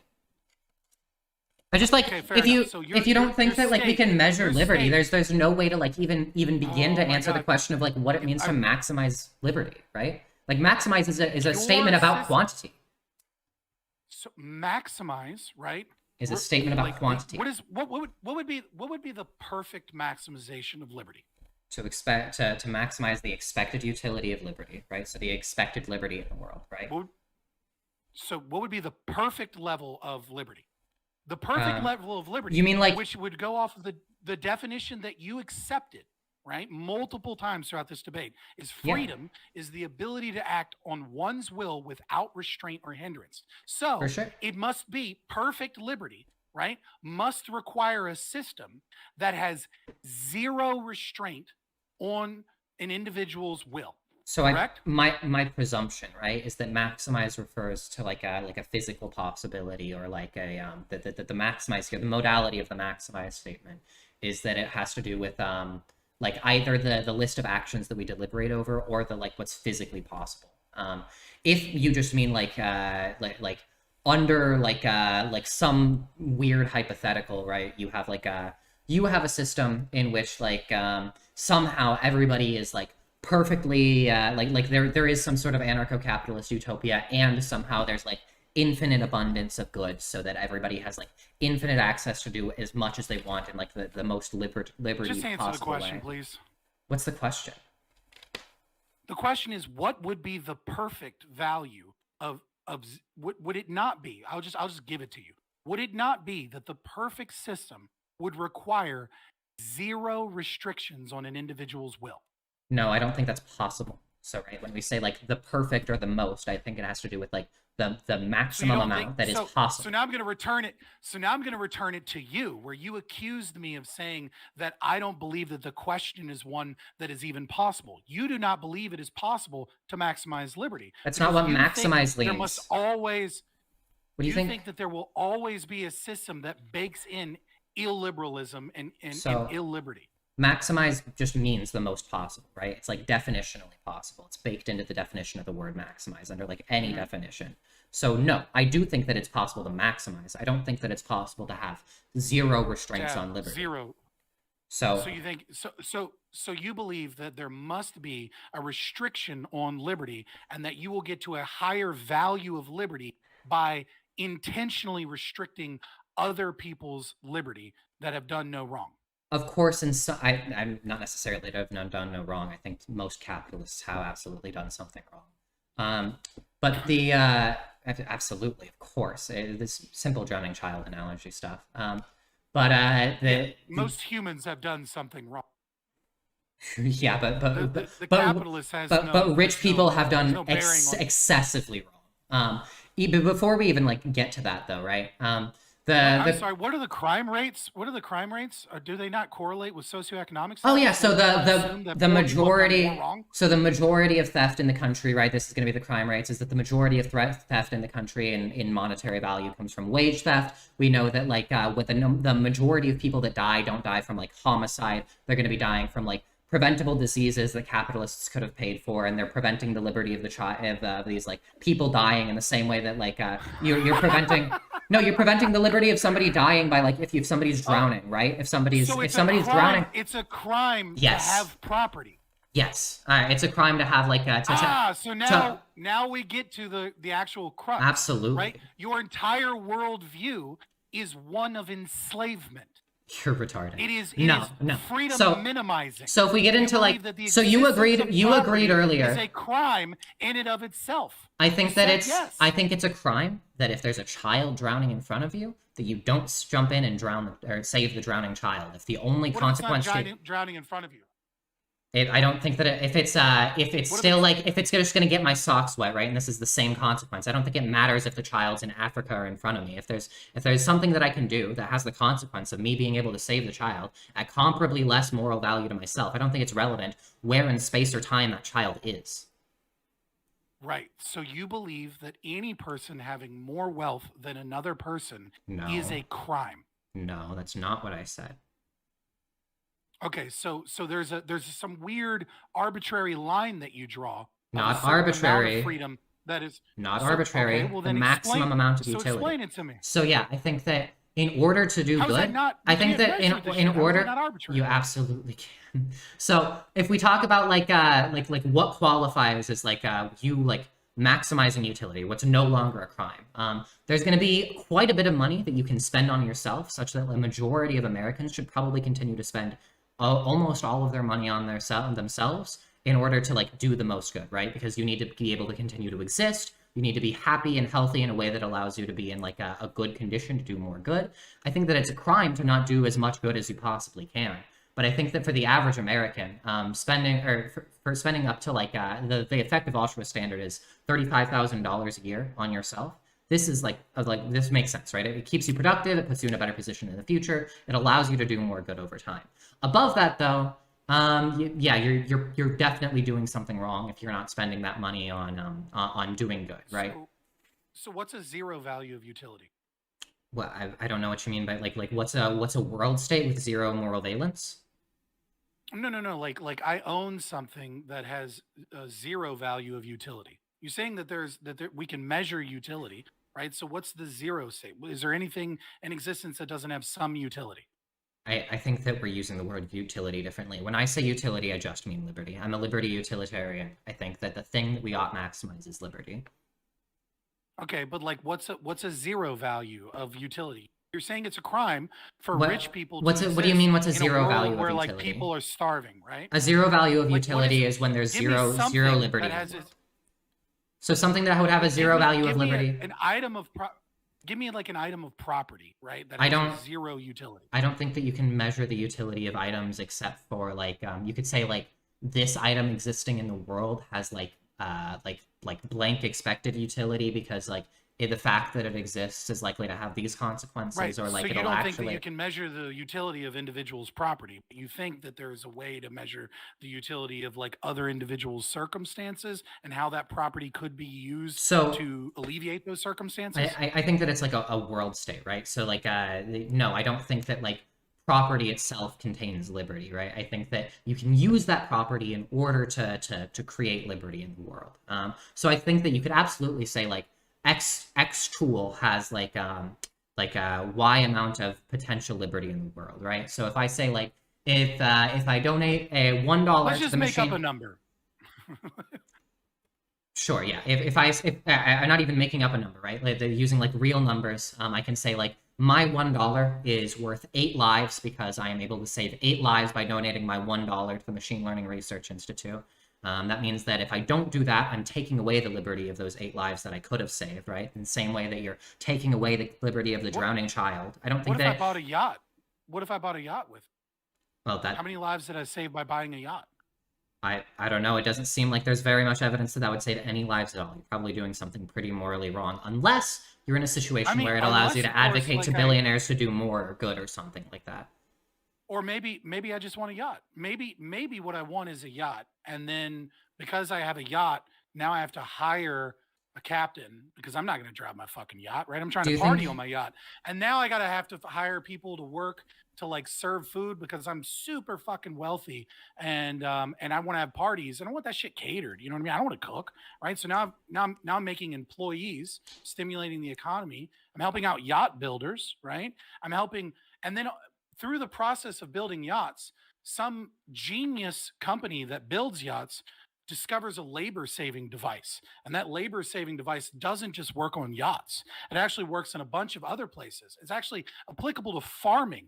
And because I bought a yacht, I gave money towards something that was a labor-saving device that can be used for farming. And because of that, millions of people were able to eat that were not able to eat before, because the price of food drastically went down because this labor saving device that was made for the yacht builders, that all occurred because I bought a yacht, go in towards this. And you selfish piece of shit stole my dollar to help 8 people, but I could have bought a yacht and partied it up and saved way more people. So we absolutely have to take into account like low probability ways in which it can have an effect, right? The chances of you investing in a yacht leading to some labor that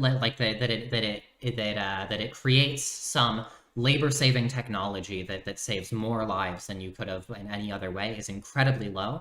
Especially when we have things that are actually able to develop like effective labor-saving technologies. You can invest directly in it through things like the Machine Learning Research Institute, where you're able to say like, we want to develop labor-saving technology. We want that labor-saving technology to benefit humanity. I agree, you don't know it. You don't know anything, but you do have evidence, right? You have evidence that that all of the metrics that we have say that AI alignment is like a very, very probable problem that we have to deal with. It's very likely to end incredible numbers of human lives, to prevent, I shouldn't say end, to prevent incredible numbers of human lives, incredible amounts of liberty.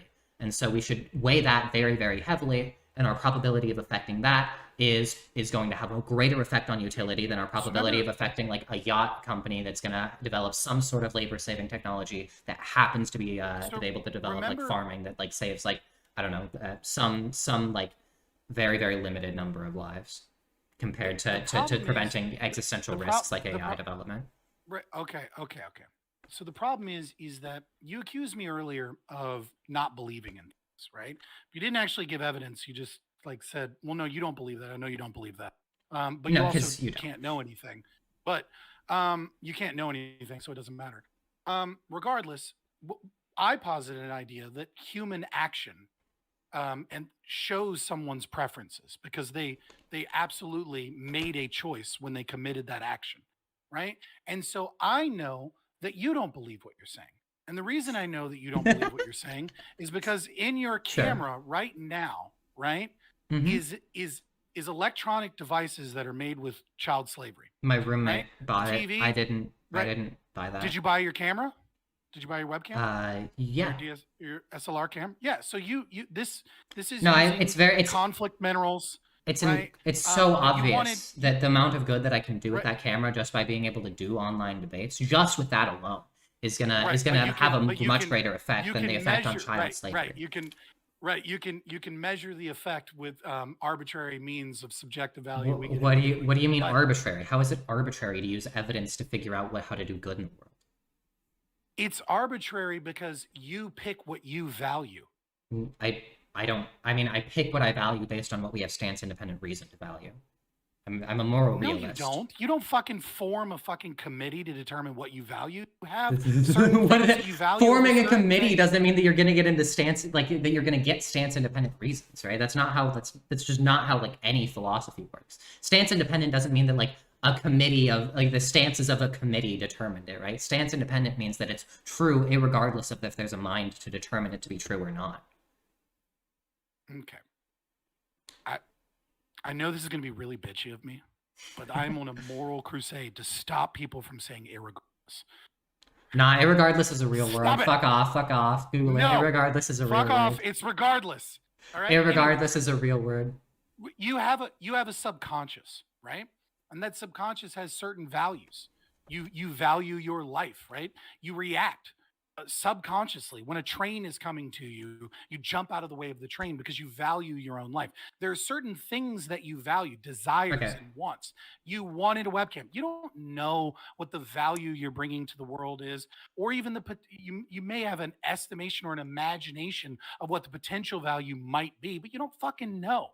You wanted a webcam, right? And you purchased that webcam, and you were willing to sacrifice women and children that are carrying bags of conflict minerals, right, Okay. out of the mines in other countries. You were willing to take your money that you worked for, right, and give it to places where women are happy when they find out that a guard wants to rape them exclusively, because it means that they won't be raped by the other people there because they're under the protection of their rapist.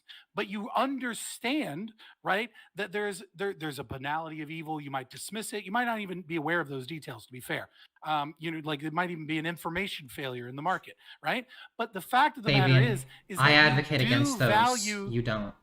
Look, when I look at like why I'm What do you buying mean a I don't webcam, right? advocate against those? I literally shill Fairphone on my channel all the time to try and get people to stop buying iPhones and like regular and Motorola's and all the So- other products because So they use you don't conflict-free advocate any sort of resources. systemic solution. You don't advocate like the U.S. like creates a fair trade policy. Yeah, I like- advocate capitalism. yeah. Okay. Capitalism is So- the solution. Sure.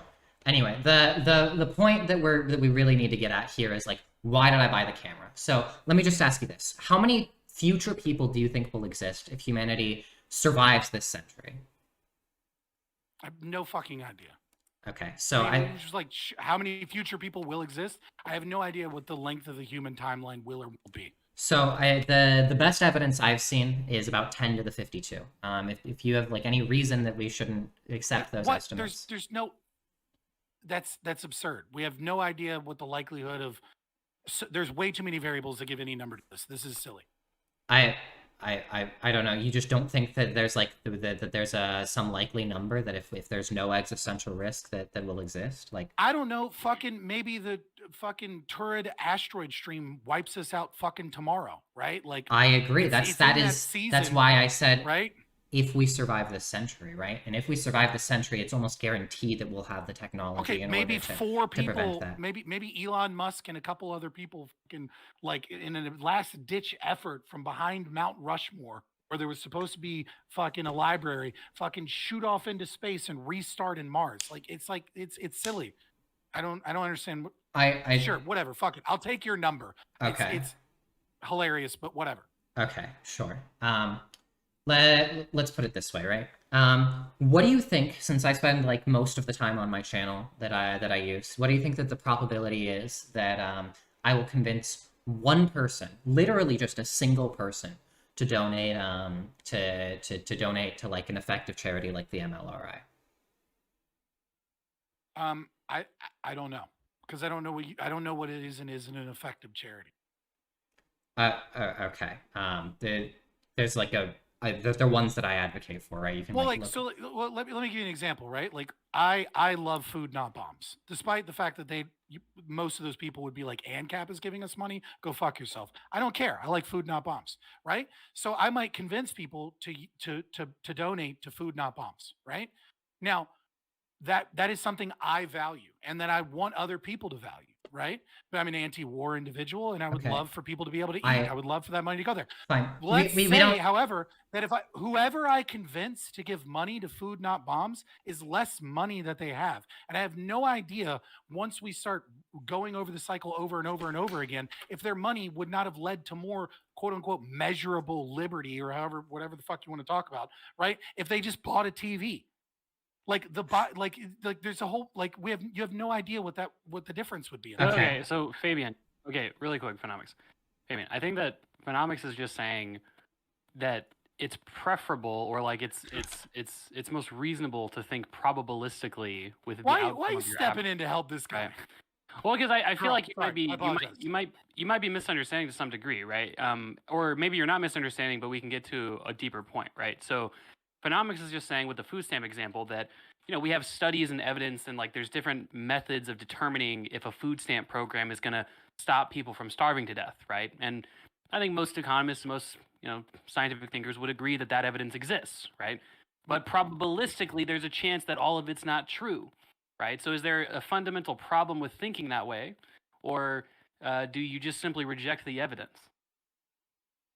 Is there a fundamental problem with, hold on, do I just simply reject the evidence?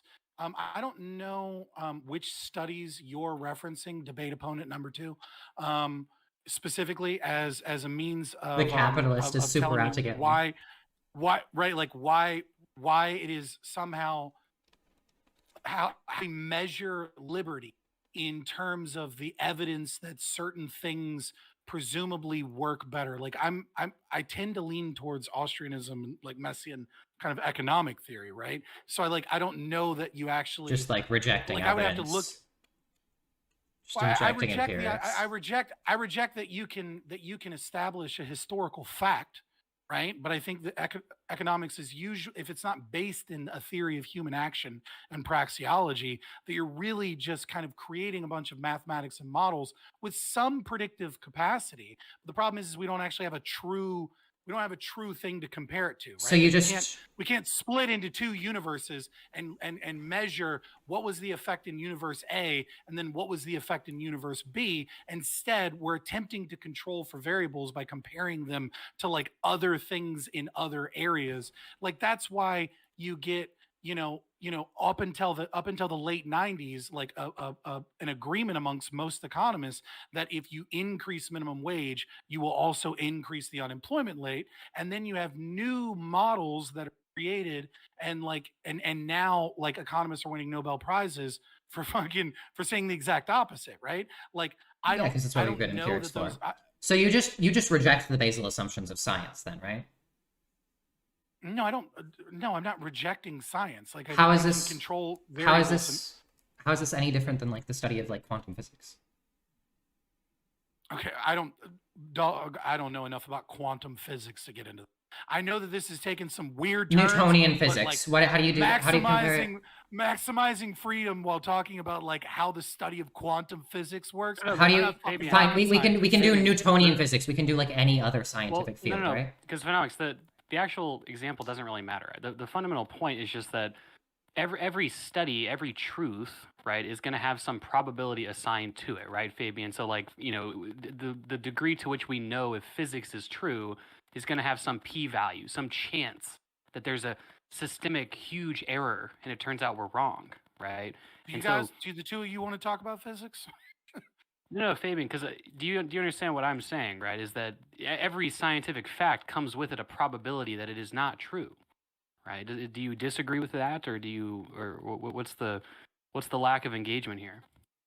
No, I mean, I agree to the idea that there's some level of probability that like an over and over again repeatable study where like every variable is being controlled could not be true. I think probably the greatest like historical example of this, I can't remember his name, maybe one of you will remember his name, is the guy that like basically discovered that lead was poisoning everything because he was attempting to do carbon dating and like couldn't figure it out and then realized that there was lead everywhere, right? And so like he was unable to like achieve understanding adequately carbon date until he created a clean room, right?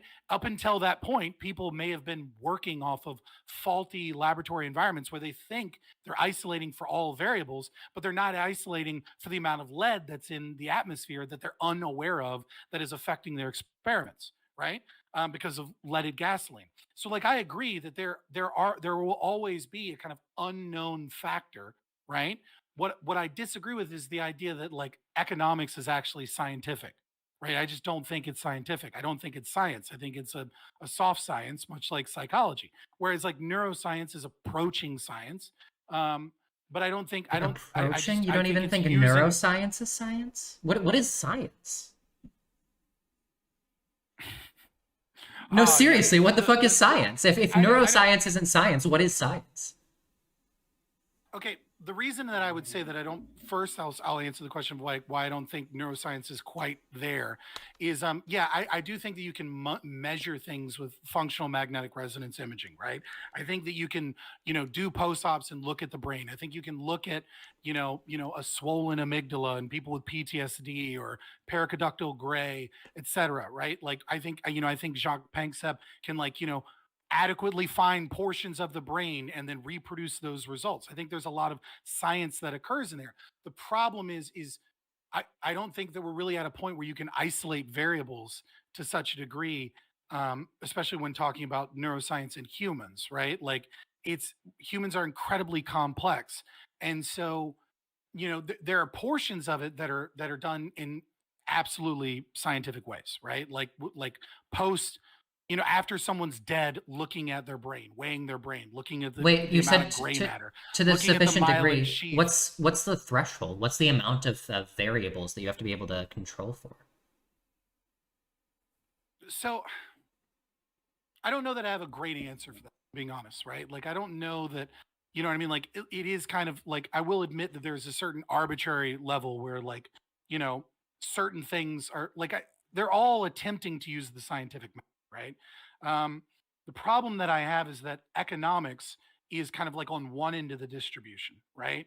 Whereas like geology is on the other end. I of the agree that distribution. economics is something that we know less about from the scientific method. I don't think that means that it's any less scientific, or that it's something that we shouldn't use science predominantly to solve, right?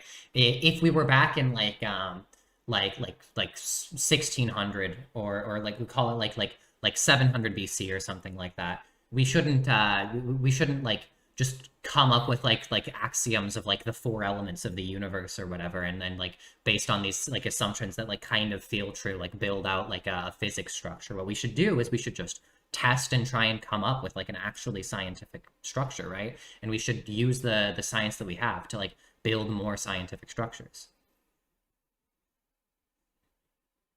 I don't necessarily disagree. Like I don't think. So I then don't why think attempting to then why not do that with econ? Right. I don't necessarily think that's a bad goal, right? To get more accurate information, right? Like I think we all strive to get more accurate information and then use that information to build upon further studies that can learn more things. My problem with econ, as it stands today, is that um, I the problem is that like you can't have a control, right? What you really can't. You have to simulate a control because, like I said, you can't split the universe into universe A and universe B. So when you're looking at things, what you're doing is you're observing trends and you're observing historical facts, For and then you're economics, attempting though, to determine. you absolutely can have control. You can have like very, very similar like states or governing structures or countries or whatever, and then you can have one implement a policy and one doesn't implement a policy. And these are how a bunch of the studies do, including the minimum wage studies that you're talking about, right? They take control states Right, and they compare them to non-control states. Right. But the problem is that like the individual's actions within an economy change the results, right? And so there's this myriad of things occurring. So like there was like I don't know if I can come up with a specific example right now, but like let's just say, for example, a city somewhere. Well, let's just actually Nobel Prize winning, right? Like when individuals say that raising the minimum wage doesn't create a downward pressure on unemployment, right? Which is to say that like that's not true. We know that that's not true. We can know that praxeologically. We know that No, if we you can't. raise minimum wage, you certainly will price certain people, certain jobs out of the market. Now, So we know wait, that no, it no, no, creates wait, pressure towards wait, them, hold on, right? hold on. So Ignoring your no, like no, knowledge claim, I wanna know like and what your justification is for that. Like you're saying it's like praxeology. Like well, what are the premises? that's what I'm doing. Okay. Right. So the theory of human action, right? We understand that actions act upon their will, and that it represents their values. Actions and act it upon their will? represents what it is No. that. Well, no, that humans act, right, and they do so based upon their will. They act intentionally. They're rational. Not actors. always. Do you not think that like subconscious actions ever occur? Subconscious actions are still acting upon people's will and How? values. How? if a train is coming towards me and I jump out of the way because subconsciously I value my life, that is still the values that I hold and what it is that I believe. Just because it occurred subconsciously doesn't mean that it's somehow out of someone's will. So the fact you're not, this isn't actually like evidence that you evaluate, right? You probably do value it, which is why it works fine. But if it's instead the case that you're like you're driving going forward and like say that you just like went into your brain and now you're driving on autopilot and you run past a bunch of red lights, right? This is something that like we've all heard testimony of people like saying that they've done this, and it's not because it like reveals inaction is an action as well. Yeah, but right? it's not because it shows their value of running red lights, right? It's because it shows their it shows. Yeah, that doesn't necessarily mean that it shows their value of running red lights. That's cope. That's not what we're talking about. The inaction was their negligence and being tired, right? Their inaction, the conscious choice that they made was their action to drive impaired in some way, right? Or if let's say they're a diabetic and they slip into a diabetic coma and they're just kind of like coasting on autopilot, right? The action isn't necessarily the driving continued as they're in a diabetic coma as they eventually crash. The action is the fact that they got into a car and they didn't check their insulin levels and they didn't adjust for their diet because they didn't value certain things over other things, which is being cognizant of their insulin levels. So I feel like we're ignoring type 1 diabetics here, but even still, right? If we just say like if we just say that it's the subconscious action isn't the one that if you say that the subconscious action is the one that like it's not the one that reveals the will, then sure, yeah,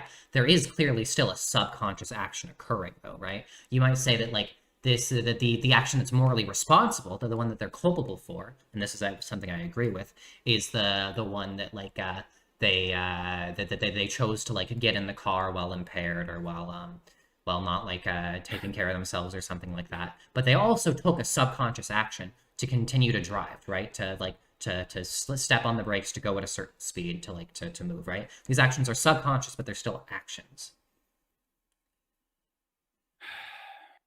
I mean, like I kind of already explained it, and then you kind of like with it. Yes, people subconsciously do things, but I've already connected that both to their conscious wills that put them in those situations, but also towards the values that people have. Just because something is subconscious doesn't mean that it doesn't represent their values. The claim was that people act with their will, right? They act with intention. I don't think that that's always true. I think there are many actions which are acting with intention. These are actions that like I think that you can be held morally culpable. When we're talking about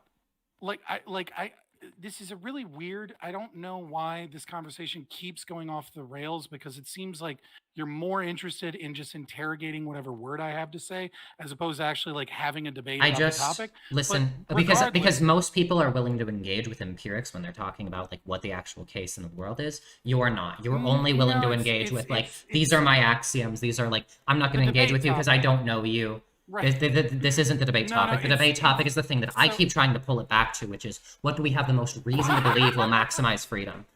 You're insane. You're insane. That's so silly. If you're gonna laugh at that, you're insane. You're the one who keeps bringing it back to, no, we can't use evidence. We have to use praxeology. No, we can't know that, so we have to use praxeology. No, you don't think persons exist, so that we can't even discuss this, right? What I'm telling you is, no, it's about what we have evidence to believe will maximize utility. You're saying no. Instead, we have to go off of these like praxeological assumptions. I disagree, and I'm interrogating praxeology because of it. You haven't.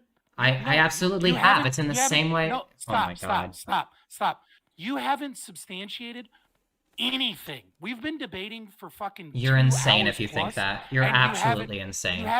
You can't give me a 0 point. You've just given me basic talk. I don't know what you mean by 0 point. I can give you a world with zero utility in it. Dog.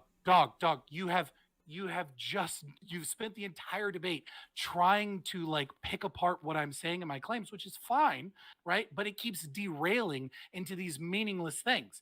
Econo Boy comes in to want to It's- challenge the idea of economic theory, which is, I get it. That's his wheelhouse, right? And so then we start talking about praxeology, and now we're interrogating praxeology. Which Well, is Yeah, because you said it's the only way we can engage with this topic. Like, of course I'm going to go into the things that you say are the only way we can engage with the topic, because I think that they're fundamentally wrong. You're just, like, trying to weasel out of the fact that you can't defend any of the things that you say are necessary for the debate. I'm not trying to weasel out. I've been so fucking charitable in answering and all these. You're not. You're just lying. And you haven't Everybody's watched the substantiated debate. anything. Anybody who's watched the debate Even just your knows that you're opening- lying. Okay, yeah. Well, just claiming something to be true isn't necessarily true. And anyways, you can't know. That's fine. I don't need to provide evidence for that. I think that we all it's saw okay. you You like believe weasel that out of I'm every lying. position. Everybody who saw the debate I'm knows not that you're weaseling. lying. So, you opened up by just trying to tie me to Hoppa and then straw manning Hoppa's positions. So You have I yet to didn't step strawman forward Hoppa even a any little bit. You way- weren't able to put forward anything that I said that was wrong about Hoppa. I was just quoting him, right? I read off big quotes, Well, hey, and I was so- only trying to hey, hold on just a second. I just want to finish the sentence. You can have the moderate. But At the this no point, no I'm no just no Embracing the memes from my chat. no the Turn the mug. no the you said that like I'm sorry, I forgot. Econoboy, take over. It's fine. Like I said, I think that's probably a decent point to stop the debate anyway, because I think we've sort of hit this this like ground level disagreement that is not really resolvable. I don't think in the course of this discussion. So how about we just move on to 5-minute closing statements? It sounds like Fabian from the start of the debate, he wanted to go second because he went first, which I don't think is that big a deal. So. Phenomics, how about you take it away? 5 minutes to epically own Fabian, and then vice versa. No, yeah, I'm perfectly fine with that. So the topic of this debate is just whether liberal socialism or anarcho-capitalism maximizes liberty. Fabian just tried to say that like maximize means when you have like 100% of that's it's like 100% of what's possible, right? Not 100% of like of like the like 100% liberty, right? If it's only the case that like 70% liberty is possible, then that is maximum liberty. He tried to say that we can't actually measure away liberty, but my system must not be it because I take away liberty in some circumstances. I think we all understand that if we want to create more liberty in the world, sometimes that means that you have to take away somebody else's liberty to do so. Even an ANCAP recognizes that you have to stop if somebody's trying to kill you. Sometimes you have to kill them in order to make the most liberty in the world, regardless of the fact that they've taken away their liberty, because they've set a precedent in which it's okay to take their liberty, because that's how we create more liberty. So in this world, it also means that we have to say that if a child is drowning, and the only thing that it costs you to save that child is that you're getting your socks wet, in order to create more liberty, you have to save it. You're doing a crime if you don't wade in to drown the child. You're not maximizing liberty. The evidence that we have in this situation is that all of the economic empirics, all of the evidence that we could possibly point to is that liberal socialism would create more liberty in the world than anarcho-capitalism. The idea that you can't know that is no evidence against that. There's no reason to believe that that's not the case, because you can't know anything. Even if you like, I think therefore I am is clearly like begging the question. There's a bunch of different references that he tried to get into. He really couldn't justify that. His only critique of it was that like we have better evidence through praxeology, which we can't know, which he really can't. He is like challenging the assumptions. He can't do that, and that we can't know the evidence that shows that it would be more liberty, which obviously we can. Alrighty, 3 minutes remaining. Sounds like Phenomics came to a stopping point, and so Fabian, 5 minutes to close us out. Whenever you're ready. Yeah, I hope you enjoyed your time. I'm Scott from Fabian Liberty. Check me out everywhere: YouTube, Rumble, etc. So notice in the closing statement that Phenomics mostly and almost completely talked about my positions. It's interesting because that actually is how the debate went. The debate was mostly about challenging my positions, whilst Phenomics was clearly incapable of actually putting forward any positive positions with any level of interrogation from me, because it was so busy trying to cut down the things that he could not cut down. He went so far as to whittle it all the way.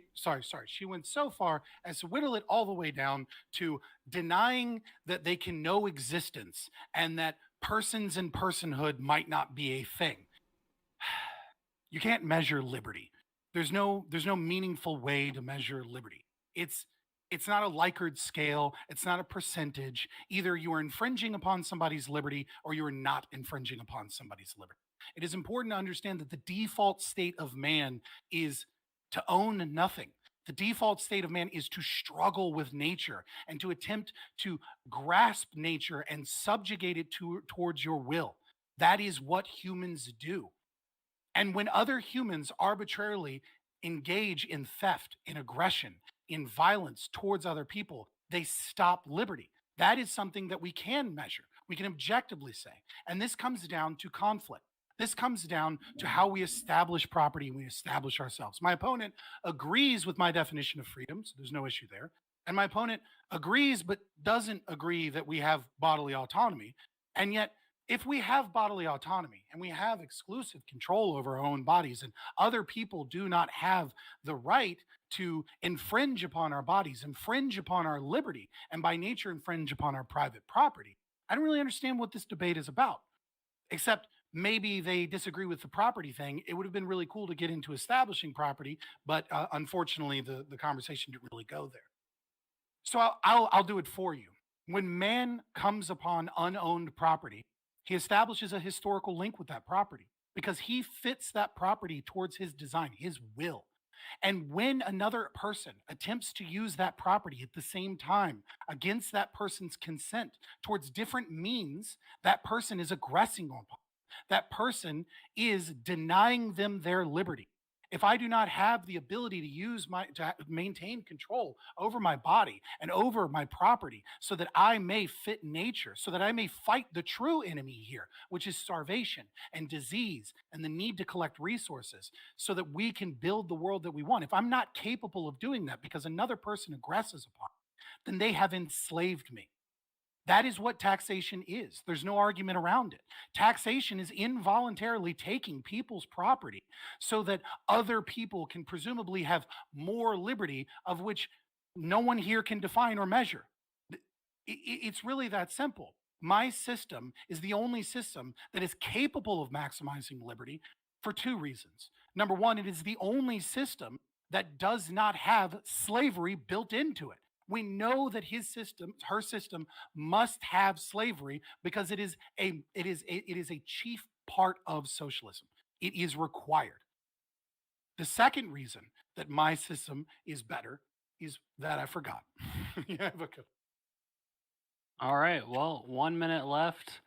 Sounds like that is the end. Well, hey everybody, thanks for coming out to watch this debate. Check out Phenomics and Fabian Liberty. Their channel names are exactly that. And EA Phenomics on obviously, Twitter. EA Phenomics on Twitter, I should say, if you want to follow her on Twitter. And obviously, if you're watching this stream for the first time, I talk about economics and politics all the time. So if you're interested in that, feel free to follow and subscribe. Other than that, I mean, thanks for coming out, guys. And it was fun having this conversation. Yeah, absolutely. Of course.